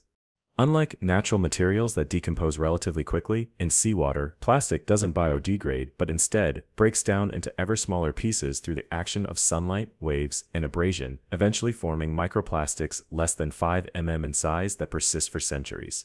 What makes this process particularly insidious is how these microplastics become effectively invisible while remaining in the environment, too small to be seen with the naked eye, but present in alarming quantities throughout the water column and in marine sediments. Scientists have now discovered these particles in every part of the ocean they've sampled, from surface waters to the deepest trenches, and in the bodies of marine creatures from the smallest plankton to the largest whales. Perhaps most concerning is the emerging evidence that these microplastics can act as vectors for other pollutants, adsorbing toxic chemicals from the surrounding water, and potentially delivering concentrated doses to organisms that ingest them. The mystery deepens with the recent discovery of nanoplastics. Particles so small they can potentially pass through cell membranes and cross the blood-brain barrier, raising profound questions about their long-term impact on marine life, and potentially humans who consume seafood. This invisible transformation of visible plastic waste represents one of the ocean's most consequential contemporary processes, the conversion of discrete, identifiable pollution into a diffuse, practically irrecoverable form that may persist in marine ecosystems for centuries or even millennia. The breakdown of ocean plastic reminds us that the consequences of human waste don't end when materials disappear from our sight, they often just begin a new, less visible phase of their impact on natural systems. One of the ocean's most persistent navigational mysteries involves the phenomenon of rogue waves, massive, isolated walls of water that appear without warning, even in relatively calm seas, defying traditional wave physics and posing extreme dangers to shipping. For centuries, mariners' reports of encountering sudden, abnormally large waves were dismissed as exaggeration or superstition until 1995, when scientific instruments on the Dropner oil platform in the North Sea recorded a 95-foot wave that appeared suddenly amid 40-foot seas. What makes these waves particularly dangerous is their unpredictability. They don't announce themselves with any obvious precursor, and can form through several different mechanisms, including constructive interference, where multiple wave trains combine their energy at a single point. The physics of these waves involves complex, nonlinear interactions that allow them to concentrate energy and grow to heights far exceeding what conventional wave models would predict as possible under the prevailing conditions. Perhaps most unsettling is the growing evidence that certain areas of the ocean may be more prone to generating these killer waves, including regions like the Agulhas Current off South Africa, where wind patterns, currents, and seafloor topography create perfect conditions for rogue wave formation. Modern satellite technology has confirmed that these waves are far more common than previously believed, with thousands occurring across the world's oceans at any given time, most passing unnoticed in the open sea. These maritime anomalies represent one of the many ways in which the ocean reminds us that it operates according to complex rules that can sometimes produce extreme, seemingly impossible events from ordinary conditions. Rogue waves exemplify how the sea maintains its capacity to surprise and threaten, even in our age of advanced weather forecasting and oceanographic modeling, a reminder that the ocean's behavior can never be perfectly predicted or controlled. Let's explore the mystery of the ocean's role in climate regulation, the complex processes by which the sea absorbs, transports, and releases heat and carbon dioxide, profoundly shaping Earth's climate system. The ocean acts as the planet's primary heat sink, absorbing approximately 90% of the excess heat generated by greenhouse gas emissions and buffering what would otherwise be much more dramatic atmospheric temperature increases. What makes this thermal absorption particularly consequential is how the ocean stores and moves this heat through global circulation patterns, like the Atlantic meridional overturning circulation, which carries warm water northward along the surface and returns cold water southward in the depths. Similarly, the ocean has absorbed roughly 30% of human-produced carbon dioxide emissions since the Industrial Revolution, fundamentally altering its chemistry in the process and leading to increasing acidification of seawater worldwide. Perhaps most mysterious is how these oceanic processes involve feedback loops and tipping points, thresholds beyond which gradual changes can trigger sudden, dramatic shifts in how the ocean functions within the global climate system. Scientists warn that continued warming could potentially disrupt major ocean currents, like the Gulf Stream, with profound implications for regional climates across Europe and North America. These complex interactions between ocean and atmosphere represent one of Earth's most fundamental regulatory systems, a planetary thermostat that has maintained relatively stable conditions for millions of years but is now being pushed toward potential breaking points. The ocean's role in climate reminds us that the sea is not merely a passive backdrop to human activities, but an active participant in the global systems that make our planet habitable, its responses to our actions ultimately determining much of our collective future. The phenomenon of microplastic bioaccumulation, the process by which the smallest particles of plastic waste concentrate up the marine food chain, represents one of the ocean's most insidious modern mysteries. These microscopic fragments, often invisible to the naked eye, are now found in virtually every marine organism studied, from filter-feeding barnacles and bivalves to fish, seabirds, and apex predators like sharks and whales. What makes this process particularly concerning is how these particles can magnify in concentration at each trophic level, with predators potentially accumulating all the plastic contained in their prey over a lifetime of feeding. Scientists have discovered microplastics in some of the most remote and pristine environments on Earth, from Arctic sea ice to the deepest ocean trenches, demonstrating how thoroughly these pollutants have permeated the global marine environment. Perhaps most alarming is emerging research, suggesting these particles may transfer associated toxins, both chemicals used in plastic production and environmental pollutants that adhere to plastic surfaces, into the tissues of organisms that ingest them. The long-term ecological implications remain one of oceanography's greatest unknowns: how these persistent artificial particles might affect reproduction, immune function, and overall health in marine ecosystems over generations. This invisible invasion represents one of humanity's most pervasive alterations of the ocean, introducing synthetic materials into marine food webs at a scale and time frame unprecedented in Earth's history. Microplastic bioaccumulation reminds us that the consequences of our disposable culture extend far beyond visible pollution, creating subtle but potentially profound changes to oceanic life at its most fundamental biological levels. One of the ocean's most enduring legends involves the phenomenon of the Flying Dutchman, a ghost ship doomed to sail the seas eternally, appearing to mariners as a harbinger of doom. This maritime myth, dating back to the 17th century, tells of a Dutch vessel attempting to round the Cape of Good Hope during a terrible storm, whose captain swore a blasphemous oath that he would succeed even if it took until Judgment Day. What makes this legend particularly fascinating is how it might be explained by a real atmospheric phenomenon called fata morgana, a complex form of mirage that occurs when a layer of warm air sits above cooler air, creating a temperature inversion that can make distant ships appear to float above the horizon or take on distorted, ghostly forms. These optical illusions can cause ships beyond the horizon to suddenly become visible, seemingly floating in air, only to vanish again as atmospheric conditions change. A natural explanation for sightings that would have seemed supernatural to sailors without knowledge of atmospheric optics.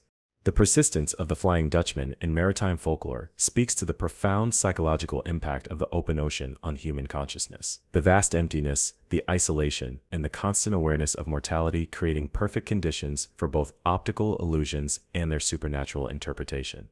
What began as misunderstood atmospheric phenomena became codified in story and song, eventually inspiring works from Wagner's opera Der Fliegende Holländer to Disney's Pirates of the Caribbean films, demonstrating how ocean mysteries transform into cultural touchstones. The legend reminds us that many of the sea's most enduring mysteries originated in natural phenomena viewed through the lens of earlier worldviews, where the boundary between the physical and supernatural was less clearly defined than in our modern scientific understanding. The Flying Dutchman represents one of the many ways in which the ocean's physical properties, in this case its interaction with light and atmosphere, have generated myths and legends that continue to captivate our imagination centuries after their origin. Let's explore the phenomenon of deep-sea mining, the emerging industry seeking to extract valuable minerals from the ocean floor, raising profound questions about the future of some of Earth's least explored ecosystems. The deep seabed contains vast deposits of valuable metals including copper, nickel, aluminum, manganese, zinc, lithium, and cobalt, often concentrated in mineral-rich nodules or around hydrothermal vents in quantities that dwarf many land-based sources. What makes this potential resource particularly consequential is its importance to green technologies. These same metals are crucial components in renewable energy systems, electric vehicle batteries, and other technologies intended to reduce carbon emissions. The paradox of deep-sea mining lies in this tension. Extracting these resources could advance technologies that help address climate change, yet the mining process itself risks damaging fragile deep-sea ecosystems before we've even properly documented the life they contain. Scientists warn that these habitats are among the slowest to recover from disturbance, with some studies suggesting that tracks left by research equipment on the abyssal plain remain visible decades later, raising questions about the long-term impact of industrial-scale extraction. Perhaps most concerning is how little we know about deep-sea ecosystems. Many of the areas targeted for mining have been visited by humans only a handful of times, with new species discovered on virtually every expedition. This rush to exploit resources before fully understanding the environments that contain them represents one of the ocean's most pressing contemporary dilemmas, balancing the minerals needed for a sustainable future against the protection of ecosystems that may contain biological and genetic resources of equal or greater value. Deep-sea mining exemplifies the challenge of making decisions about ocean resources in a context of profound uncertainty, where the full consequences of our actions may not be understood until long after they've become irreversible. The phenomenon of marine snow, a continuous shower of organic debris that falls from the upper layers of the ocean to the deepest trenches, represents one of the most crucial yet least observed processes in marine ecosystems. This ethereal snow consists of dead plankton, fecal matter, mucus, sand, soot, and other particles that clump together as they sink, forming delicate flakes that can be seen drifting through the water column when illuminated by submarine lights. What makes marine snow particularly important is its role as the primary food source for deep-sea ecosystems that exist far below the reach of sunlight, providing the only connection between photosynthetic life at the surface and the creatures of the abyss. Without this constant shower of organic material, life in the deep ocean as we know it could not exist. A stunning reminder of the interconnectedness of marine ecosystems across vertical distances spanning miles. Scientists have discovered that marine snow doesn't simply fall passively, but is actively shaped by ocean currents, bacterial action, and the feeding behaviors of numerous organisms that intercept, consume, and transform it as it descends. Some deep-sea creatures have evolved specialized feeding structures to capture these falling particles, while others swim upward hundreds of meters each night to intercept the snow before it reaches the bottom. The composition of marine snow varies dramatically across different ocean regions and depths, creating a complex, three-dimensional landscape of food availability that shapes the distribution of life throughout the water column. This invisible rain of sustenance represents one of the most crucial yet least observed processes in the ocean, a vital connection between worlds that allows life to exist in the most extreme environment on our planet. One of the ocean's most dramatic mysteries involves the phenomenon of underwater earthquakes and the massive energy transfers they trigger across entire ocean basins. Unlike earthquakes on land, submarine seismic events can generate tsunamis, massive waves that travel at jet aircraft speeds, across the open ocean before slowing and growing in height as they approach shallow coastal waters. What makes these underwater earthquakes particularly consequential is how efficiently water transmits their energy. A single event can impact coastlines thousands of miles from its epicenter, creating a truly global natural hazard. The 2004 Indian Ocean earthquake and tsunami demonstrated this terrifying efficiency, generating waves that traveled more than 3,000 miles from their source, near Sumatra, to reach the coast of Africa, with enough energy to cause casualties and damage. Perhaps most unsettling is the difficulty in detecting these events in real time. While seismographs can immediately register the earthquake itself, predicting whether it will generate a significant tsunami remains challenging, particularly in regions without extensive monitoring networks. The mystery deepens when we consider tsunami earthquakes, a rare type of seismic event that produces unusually large tsunamis relative to their magnitude, often catching coastal communities off guard, with waves much larger than the initial earthquake would suggest. These submarine energy transfers represent one of the most dramatic demonstrations of how the ocean can transmit force across vast distances, carrying the impact of geological events from one side of an ocean basin to another with devastating precision. Underwater earthquakes remind us that the seafloor is not static, but constantly shifting, building tension that periodically releases in events that can reshape coastlines and human communities thousands of miles from their origin. Let's explore the mystery of underwater light absorption, the process by which seawater selectively filters the sun's rays, creating distinct color zones that shape the evolution and behavior of marine life.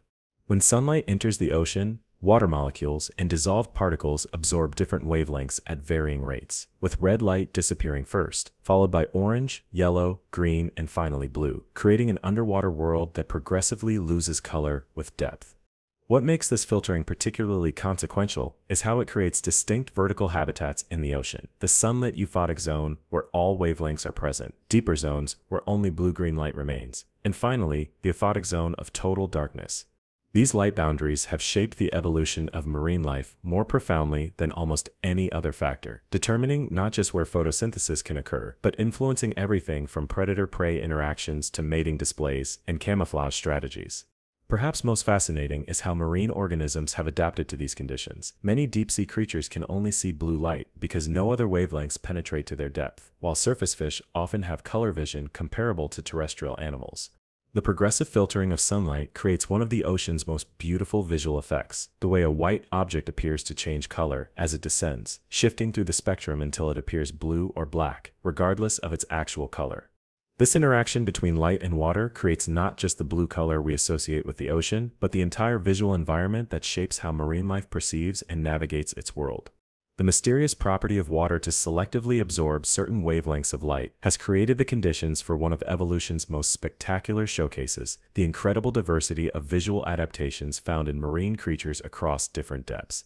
The phenomenon of the ocean's biological clock, the intricate timing mechanisms that synchronize the behavior of countless marine species with daily, monthly, and annual cycles, represents one of the sea's most pervasive yet invisible organizing principles. From the precise timing of coral spawning events to the vertical migrations of deep scattering layers, the ocean operates according to biological rhythms tuned to the movements of the sun and moon with astonishing precision. What makes these timekeeping mechanisms particularly remarkable is how they function even in environments where the usual cues seem absent. Creatures living in the perpetual darkness of the deep sea, somehow maintaining accurate daily cycles despite never seeing the sun. The most visible manifestation of these biological clocks is the daily vertical migration of plankton and small fish, which rise toward the surface each night to feed and descend to deeper water at dawn, creating a planetary scale movement of biomass that exceeds any terrestrial migration in scale. Equally precise are the lunar synchronized reproductive cycles of many marine creatures, from grunion that spawn on beaches during specific high tides, to corals that release their gametes on particular nights following the full moon, often coordinated to the minute across entire reef systems. Perhaps most mysterious are the multi-year cycles observed in some species, like the synchronized mass spawning of bamboo corals that occurs just once every 7–10 years across the Pacific, suggesting biological clocks operating on timescales far beyond individual lifespans. These biological timekeepers represent one of the many ways in which the seemingly chaotic diversity of ocean life is actually organized according to precise temporal patterns, creating a complex choreography of behavior across scales from microscopic to global. The ocean's biological clock reminds us that time itself is a crucial dimension of marine ecosystems, with cycles of activity and rest, feeding and reproduction, all precisely timed to maximize survival in an environment where being in the right place at the right time can mean the difference between life and death. One of the ocean's most enigmatic features involves the phenomenon of oceanic plateaus, vast underwater highlands that rise thousands of feet above the surrounding seafloor, yet remain entirely submerged beneath the waves. These massive geological formations, some larger than Western Europe, represent some of the largest volcanic structures on Earth, formed by enormous outpourings of lava over millions of years. What makes these underwater plateaus particularly mysterious is their origin. While some formed at mid-ocean ridges and were carried away by plate tectonics, others appear to have erupted in the middle of tectonic plates, far from any obvious source of magma. Scientists believe some of these massive structures may be the result of mantle plumes, columns of abnormally hot rock rising from deep within the Earth's mantle, creating persistent hotspots that fuel volcanic activity for tens of millions of years. Perhaps most remarkable is how these submarine highlands create their own ecosystems. Their elevation into shallower water allows more sunlight to reach their summits, supporting communities of organisms that couldn't survive in the deeper surrounding waters. These underwater plateaus have played crucial roles in human history. Despite remaining invisible beneath the waves, the Dogger Bank in the North Sea, once an exposed landmass during the last ice age, still rises high enough to create productive fishing grounds that have supported European communities for centuries. The largest of these features, like the Ontong Java Plateau in the Pacific, represent some of the most massive single volcanic events in Earth's history. Eruptions so vast they likely altered global climate and ocean chemistry when they formed. These hidden highlands remind us that the ocean floor is not a featureless plain, but a complex landscape of mountains, plateaus, and valleys that would be as iconic as any terrestrial landform if the obscuring water were removed, a parallel geography that shapes ocean currents, marine life, and even human activities, despite remaining largely invisible to our direct observation. Let's explore the mystery of deep-sea navigation. The remarkable ability of marine creatures to find their way across vast oceanic distances without the visual landmarks that guide terrestrial animals. Sea turtles that hatch on specific beaches can navigate across entire ocean basins and return decades later to the exact same shoreline to lay their eggs, a journey of thousands of miles with pinpoint accuracy. What makes these navigational feats particularly impressive is that they often occur in the seemingly featureless open ocean, where visual cues are minimal and constantly shifting due to currents and weather. Scientists have discovered that many marine animals use multiple redundant systems to navigate, including sensitivity to Earth's magnetic field, the position of the sun, polarized light patterns, ocean chemistry, and even the sound of distant waves breaking on specific shorelines. Perhaps most remarkable is the suggestion that some species may create and memorize a multidimensional map of the ocean, integrating chemical, magnetic, and acoustic information to form a complete mental picture of their environment that guides their movements. Young salmon imprint on the specific chemical signature of their natal stream before heading to sea, allowing them to identify their home waters from among thousands of similar streams when they return to spawn years later. These navigational abilities represent one of the most sophisticated cognitive achievements in the animal kingdom, allowing creatures with relatively simple nervous systems to solve complex spatial problems that would challenge even human navigators equipped with modern technology. The mystery of how marine animals navigate reminds us that the ocean, which appears homogeneous to our senses, contains rich layers of information, perceivable to those evolved to detect them, invisible pathways and landmarks that have guided oceanic migrations for millions of years before humans first ventured onto the sea. The phenomenon of the ocean twilight zone, the mysterious realm between the sunlit surface waters and the dark abyss, represents one of the least explored yet most biologically significant regions of our planet. This dimly lit band, typically extending from about 650 to 3,300 feet deep, receives less than 1% of surface sunlight, yet contains up to 90% of all fish in the ocean by weight, including trillions of bristlemouth fish, likely the most abundant vertebrates on Earth. What makes this zone particularly remarkable is the daily vertical migration of its inhabitants. Each night, countless organisms rise toward the surface to feed under cover of darkness, then descend again at dawn in what amounts to the largest animal migration on the planet. The creatures of the Twilight Zone have evolved extraordinary adaptations to this environment of perpetual dusk, giant eyes, bioluminescent lures, and camouflage, ultra-black skin that absorbs 99.9% of light, and bodies composed largely of water to maintain neutral buoyancy with minimal energy expenditure. Perhaps most significant is the Twilight Zone's role in carbon sequestration. Organisms feeding at the surface and excreting at depth create a biological pump that transports carbon from the atmosphere to the deep ocean, where it can remain for centuries. Despite its global importance, this region remains one of the least studied on Earth, with some scientists estimating we've identified less than 10% of the species that inhabit it. The Twilight Zone represents one of the ocean's last great frontiers, a vast, three-dimensional habitat that exists in a state between light and dark, neither fully of the surface world nor fully of the abyss, but with characteristics and adaptations unique to its intermediate position. This mysterious realm reminds us that some of the most significant ecosystems on our planet remain largely unexplored, their inhabitants and processes only beginning to be understood, despite their crucial role in global carbon cycles and marine food webs. One of the ocean's most peculiar mysteries involves the transformation of material that sinks to the seafloor, how objects that would decompose in days or weeks on land can persist for centuries or even millennia in the deep sea. The cold temperatures, high pressure, and often low oxygen levels of the deep ocean create conditions that dramatically slow the normal processes of decay, preserving organic materials in ways impossible in terrestrial environments.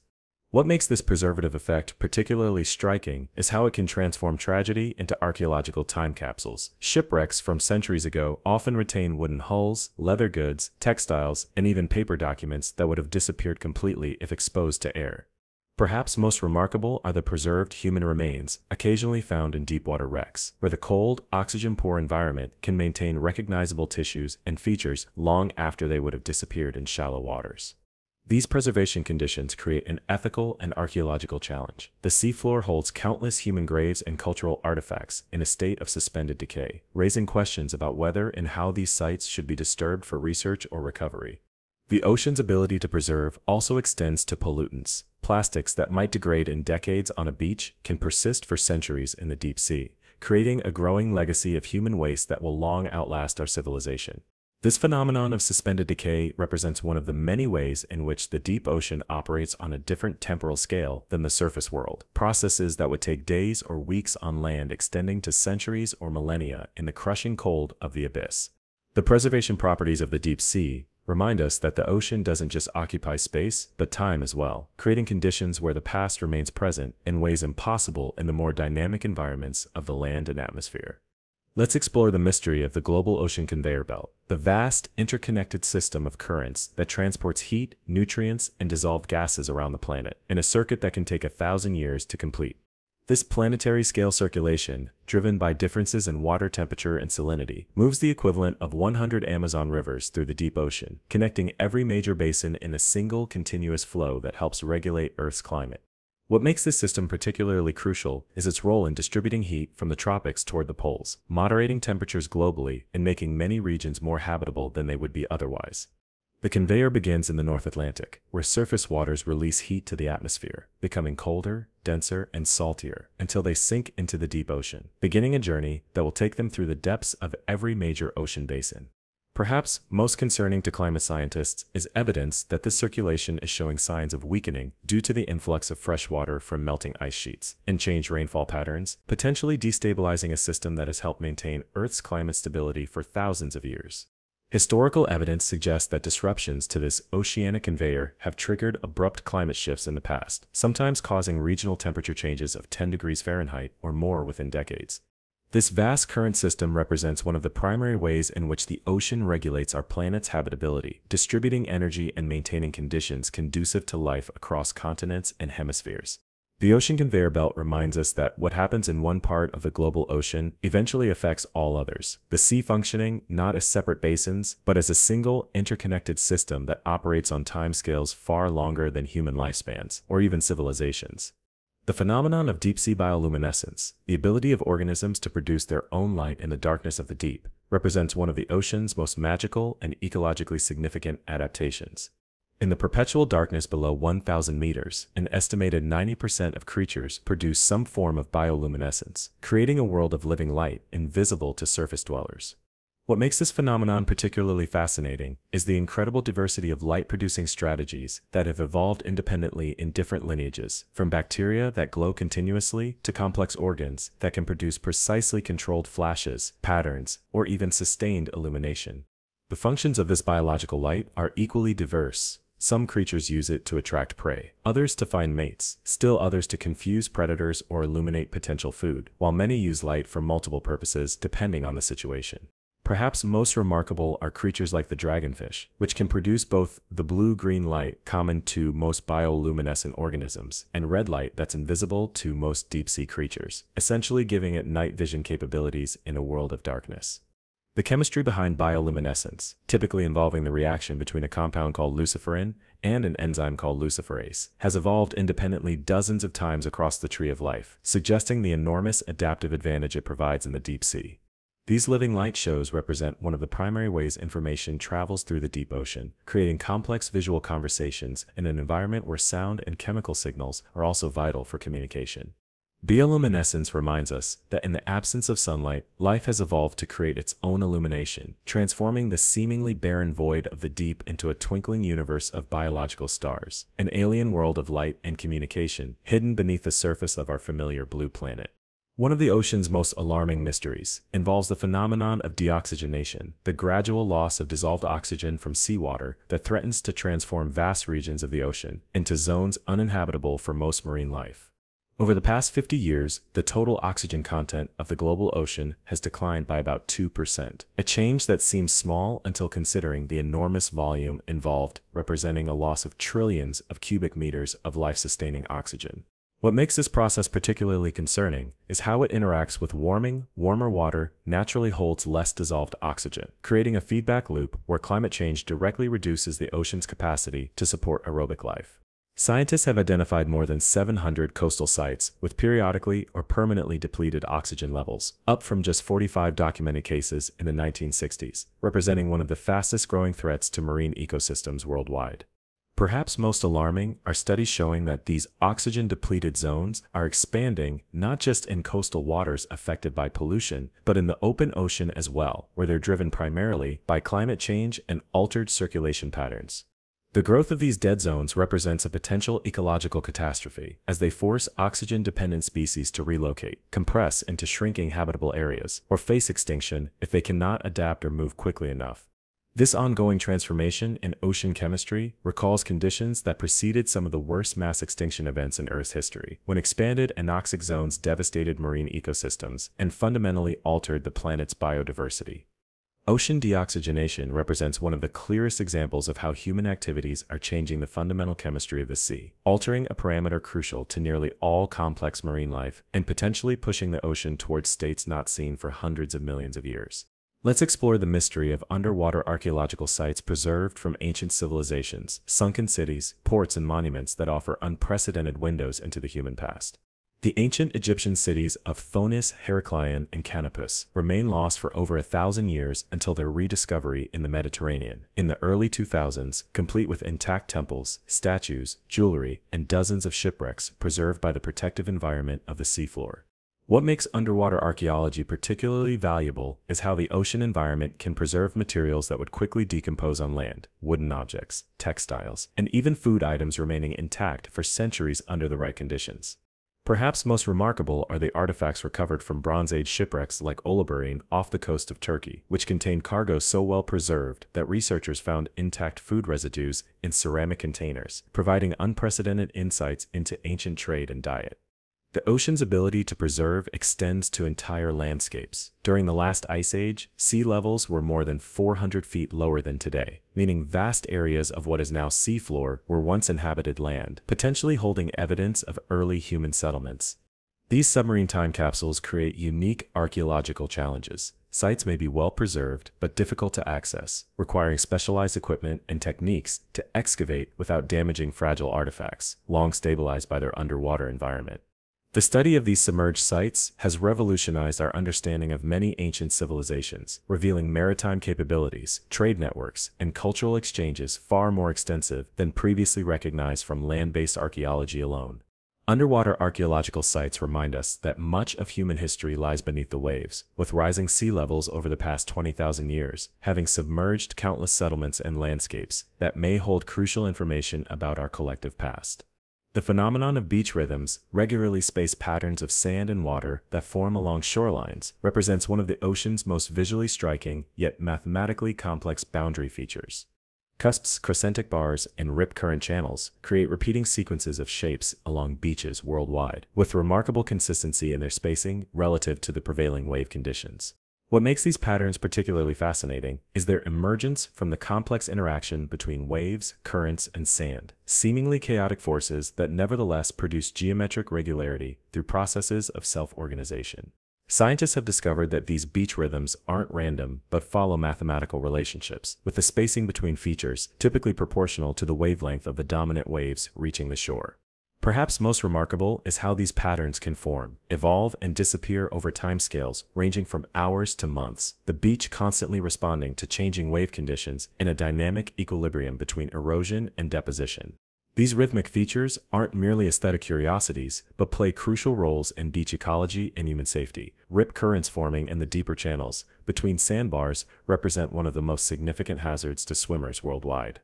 The regular patterns visible on beaches represent one of the most accessible demonstrations of how complex systems can generate order spontaneously. The same principles of self-organization that create similar patterns in clouds, sand dunes, and even biological systems. Beach rhythms remind us that the boundary between land and sea is not a simple line, but a complex, dynamic zone where the ocean's energy sculpts the coastline according to mathematical principles that emerge naturally from the physics of waves and sand. One of the ocean's most crucial yet invisible processes involves the phenomenon of carbon sequestration, the sea's role in absorbing and storing vast amounts of carbon dioxide from the atmosphere, moderating the pace of climate change.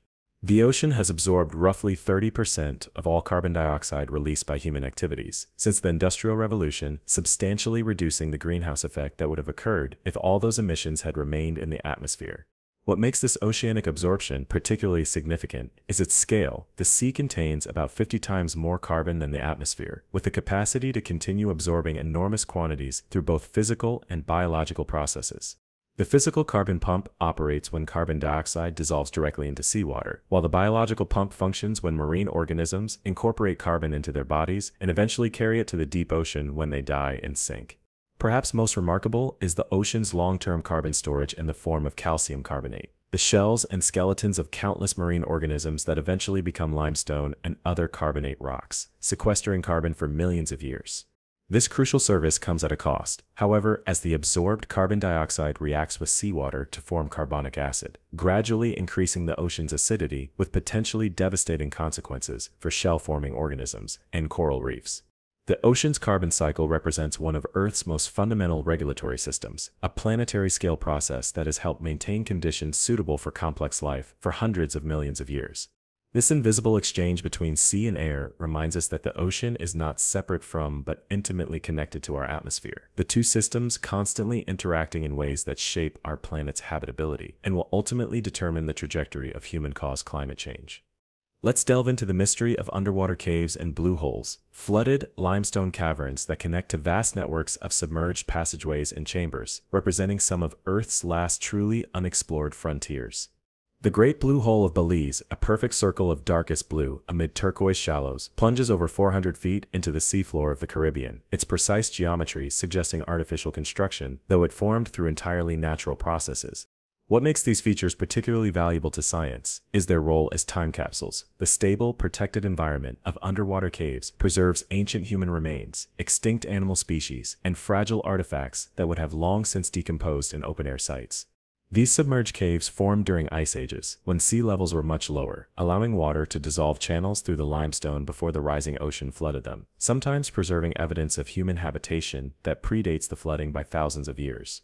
Perhaps most striking are the unusual water chemistry conditions found in many blue holes, where distinct layers of fresh and salt water create sharp boundaries called haloclines, often with dramatically different oxygen levels and chemical compositions above and below. In the Bahamas, researchers exploring blue holes have discovered previously unknown bacterial communities that thrive in the oxygen-free zones, metabolizing sulfur compounds in ways that may resemble conditions on early Earth, or potentially on other planets. Modern explorers mapping these underwater labyrinths face extreme dangers, narrow passages where equipment can become entangled, visibility that can drop to zero when silt is disturbed, and the constant awareness that the nearest air source may be thousands of feet and dozens of twisting passages away. These flooded cave systems remind us that some of Earth's most significant unexplored territories aren't on distant planets, but here on our own world, hidden beneath the waves in environments that remain more inaccessible than the surface of the moon. The phenomenon of the ocean's plastic gyres, massive concentrations of floating debris trapped in circular ocean currents, represents one of the most visible manifestations of humanity's impact on the marine environment. The Great Pacific Garbage Patch, the largest of these accumulations, covers an area twice the size of Texas, though it's not the solid island of trash often depicted, but rather a soup of microplastics with concentrations up to 100 times higher than surrounding waters. What makes these gyres particularly alarming is how quickly they formed, In less than a century, human-made materials that never existed before in nature have become one of the most ubiquitous components of the ocean's surface environment. Scientists studying these accumulations have discovered that they're not static formations but dynamic systems that can release their contents during certain oceanic conditions, suddenly dispersing accumulated waste to coastlines thousands of miles away. Perhaps most concerning is the discovery that these floating plastics act as rafts for invasive species, transporting organisms across ocean basins and introducing them to new environments in what researchers have termed plastosphere ecosystems. The 5 major ocean gyres, in the North and South Pacific, North and South Atlantic, and Indian Ocean, now all contain significant plastic accumulations, demonstrating the truly global scale of this pollution. These anthropogenic zones challenge our understanding of how pollutants move through and persist in the marine environment, creating new oceanographic mysteries that have no parallel in the natural world. The plastic gyres remind us that the ocean is not infinitely capable of absorbing human waste. What we discard returns to us in these massive accumulations that represent one of the most visible symptoms of our disposable culture's impact on the natural world. One of the ocean's most profound mysteries involves the phenomenon of biological rhythms, the remarkable synchronization of behavior across marine species, with the cycles of day and night, lunar phases, and seasonal changes. From the precise timing of coral spawning events to the vertical migrations of deep scattering layers, the ocean operates according to biological clocks, tuned to the movements of the sun and moon with astonishing precision.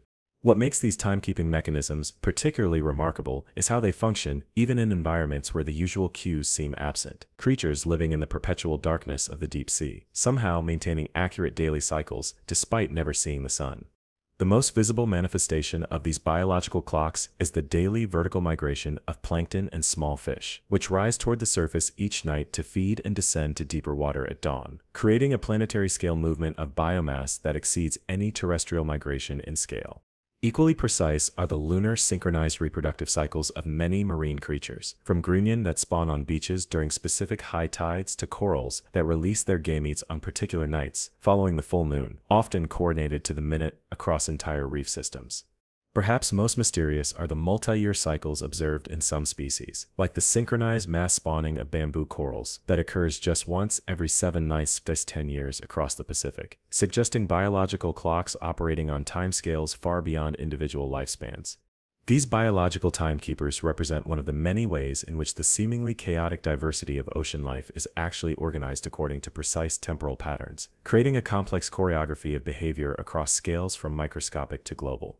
The ocean's biological rhythms remind us that time itself is a crucial dimension of marine ecosystems, with cycles of activity and rest, feeding and reproduction, all precisely timed to maximize survival in an environment where being in the right place at the right time can mean the difference between life and death.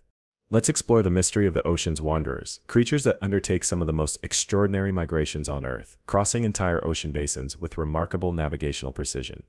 Arctic terns make the longest migration of any animal, traveling from their Arctic breeding grounds to Antarctica and back each year, a round trip of 44,000 miles that allows them to experience 2 summers annually and more daylight than any other creature on the planet.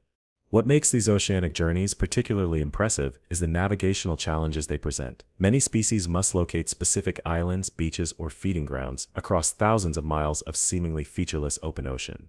Great white sharks have been tracked, making perfectly straight-line migrations across the open Pacific to a specific location nicknamed the White Shark Cafe, a seemingly empty patch of ocean halfway between Baja California and Hawaii, where they gather for reasons still not fully understood.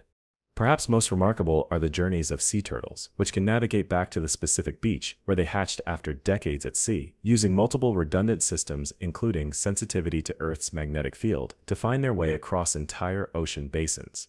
Some whale species migrate over 10,000 miles annually between feeding and breeding grounds, with individuals following the same routes with such precision that they pass over underwater mountains that act as navigational landmarks, despite these features being hundreds of feet below the surface. These ocean wanderers represent one of the most significant links between distant marine ecosystems, transporting nutrients, energy, and even other organisms across thousands of miles in regular cycles that have shaped the distribution of life throughout the world's oceans. The migratory paths of these great travelers remind us that the ocean is not composed of separate, isolated regions, but functions as an interconnected whole, linked by the journeys of creatures that have evolved to treat entire ocean basins as their home range. The phenomenon of underwater snow, marine aggregates that form and sink through the water column, represents one of the ocean's most important yet least observed processes, governing the distribution of nutrients and energy. Unlike the marine snow composed primarily of biological detritus, this snow consists of inorganic particles, sediment, and minerals that clump together as they sink, forming a continuous shower that delivers essential nutrients from surface waters to the deep. What makes these sinking aggregates particularly significant is their role in ocean chemistry. They transport not just physical materials, but dissolved compounds that bind to their surfaces, effectively cleaning the upper ocean and fertilizing deeper waters. Scientists have discovered that these particles don't simply fall passively, but are actively shaped by ocean currents, bacterial action, and the feeding behaviors of numerous organisms that intercept, consume, and transform them as they descend.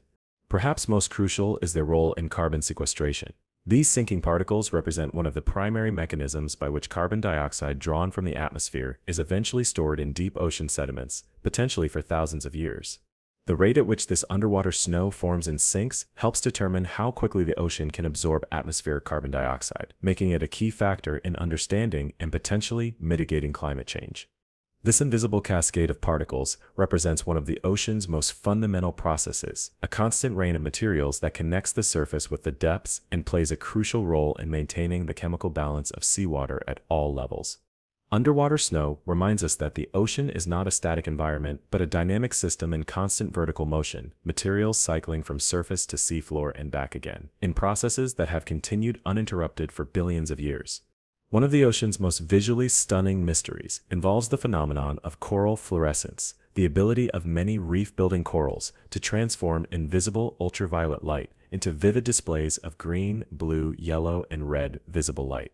Unlike bioluminescence, which generates light through chemical reactions, fluorescence occurs when specialized proteins in coral tissues absorb high-energy ultraviolet radiation and re-emit it as lower-energy visible light, creating colors more vivid and saturated than any pigment could produce.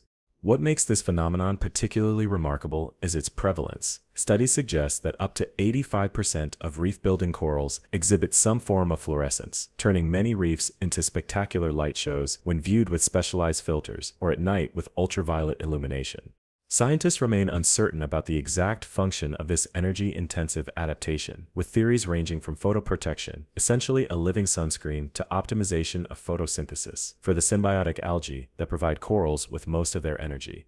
Perhaps most intriguing are recent discoveries suggesting that coral fluorescence may attract beneficial microorganisms, help corals communicate with other species, or even play a role in coral immune responses to environmental stress and disease. The proteins responsible for this fluorescence, particularly the green fluorescent protein GFP, first isolated from a jellyfish, have become invaluable tools in biomedical research, allowing scientists to track specific proteins and cellular processes in living organisms. This remarkable adaptation represents one of the many ways in which the ocean has evolved solutions to environmental challenges that have applications far beyond marine biology, creating natural technologies that human science is only beginning to understand and utilize. Coral fluorescence reminds us that the ocean we see with our limited human vision is just one version of reality. To many marine creatures that can perceive ultraviolet light, the reef exists as a landscape of glowing signals and patterns invisible to our unaided eyes, a parallel visual world with its own rules and meanings. Let's explore the mystery of the ocean's role in weather generation, the complex processes by which the sea creates and shapes the atmospheric conditions that determine our daily weather and long-term climate. The ocean contains approximately 1,000 times more heat energy than the atmosphere, making it the primary reservoir that drives global weather systems through the constant exchange of heat, moisture, and momentum between sea and air. What makes this interaction particularly consequential is its scale. Every raindrop that falls on land began its journey as evaporation from the ocean's surface, the sea essentially operating as Earth's primary water cycle engine. Perhaps most dramatic are the ocean-borne storms that reshape coastlines and weather patterns worldwide. Tropical cyclones drawing their destructive power from warm sea surface temperatures, transforming oceanic heat energy into wind and rain of extraordinary intensity. Scientists have identified specific ocean regions that act as storm nurseries, areas where conditions regularly combine to generate weather systems that may travel thousands of miles before dissipating, affecting regions far from their oceanic birthplace. The ocean's weather influence extends beyond individual storms to include phenomena like the El Niño Southern Oscillation, a periodic warming of the eastern Pacific that alters global precipitation patterns, triggering droughts in some regions and flooding in others with consequences that can last for years. These ocean-atmosphere interactions represent one of Earth's most fundamental systems, the continuous dialogue between sea and sky that determines everything from tomorrow's local forecast to long-term climate trends that shape entire ecosystems. The ocean's weather-generating role reminds us that the maritime and terrestrial worlds are not separate domains, but parts of a single integrated system. The conditions we experience on land ultimately shaped by processes that begin in the seemingly distant sea. The phenomenon of ocean acidification, a profound chemical change occurring in the world's oceans as they absorb increasing amounts of carbon dioxide from the atmosphere, represents one of the sea's most significant, yet largely invisible transformations. Since the beginning of the Industrial Revolution, the ocean has absorbed approximately 30% of human-produced carbon dioxide emissions, causing seawater to become about 30% more acidic, a rate of change likely faster than anything experienced in the last 300 million years of Earth's history. What makes this process particularly insidious is its invisibility. The water doesn't change color or texture, giving no visual indication of a transformation that is fundamentally altering ocean chemistry on a global scale. The effects of this change are most dramatic for organisms that build shells or skeletons from calcium carbonate, including corals, mollusks, and certain types of plankton, which find it increasingly difficult to form their protective structures in more acidic water. Scientists have observed that some pteropods, tiny swimming snails at the base of many marine food webs, now have shells that show signs of dissolution, literally dissolving while the animals are still alive. Perhaps most alarming is the speed of this change. The ocean is acidifying faster than many organisms can adapt, potentially triggering fundamental shifts in marine ecosystems as species that cannot adjust quickly enough decline or disappear. This chemical transformation represents one of the ocean's most profound contemporary mysteries, not what exists in the sea, but how the sea itself is changing in response to human activities, and what new reality might emerge from this global experiment. The mystery lies not just in how acidification will affect individual species, but in how entire ecosystems might reorganize when key organisms can no longer survive in their traditional roles, creating ripple effects that could transform marine food webs in ways we are only beginning to understand. One of the ocean's most enduring mysteries involves the phenomenon of sea memory, the capacity of water to maintain physical and chemical signatures of past events, creating a fluid archive of Earth's history. Ocean currents can preserve distinct water masses for decades or even centuries, maintaining their original temperature and salinity signatures as they travel thousands of miles through the deep ocean basins. What makes this oceanic memory particularly valuable is how it records evidence of past climate conditions. Water that sank in the North Atlantic during the Little Ice Age still circulates through the deep ocean, carrying chemical and thermal signatures of that cooler period. Scientists studying the speed and direction of these ancient water masses can reconstruct past ocean circulation patterns, providing crucial data for understanding how the ocean responds to and influences climate change. Perhaps most remarkable is how the ocean preserves evidence of singular events, traces of cesium and strontium from nuclear weapons tests. In the 1950s and 1960s can still be detected in specific ocean currents, allowing researchers to track their movement across decades. This fluid memory extends to biological markers as well. DNA from past organisms persists in seawater and sediments, creating an environmental record that allows scientists to detect species that inhabited an area even when no physical remains are present. The ocean's memory represents one of Earth's most comprehensive natural archives, a continuously updated record of conditions and events spanning from the present moment back through millennia of our planet's history. This liquid chronicle reminds us that the ocean is not just a physical space, but a temporal one as well, carrying within its depths the imprint of Earth's past that we are only now learning to read through advances in oceanography and analytical chemistry. Let's explore the mystery of marine magnetic navigation, the remarkable ability of many ocean creatures to detect and use Earth's magnetic field to guide their movements across vast distances.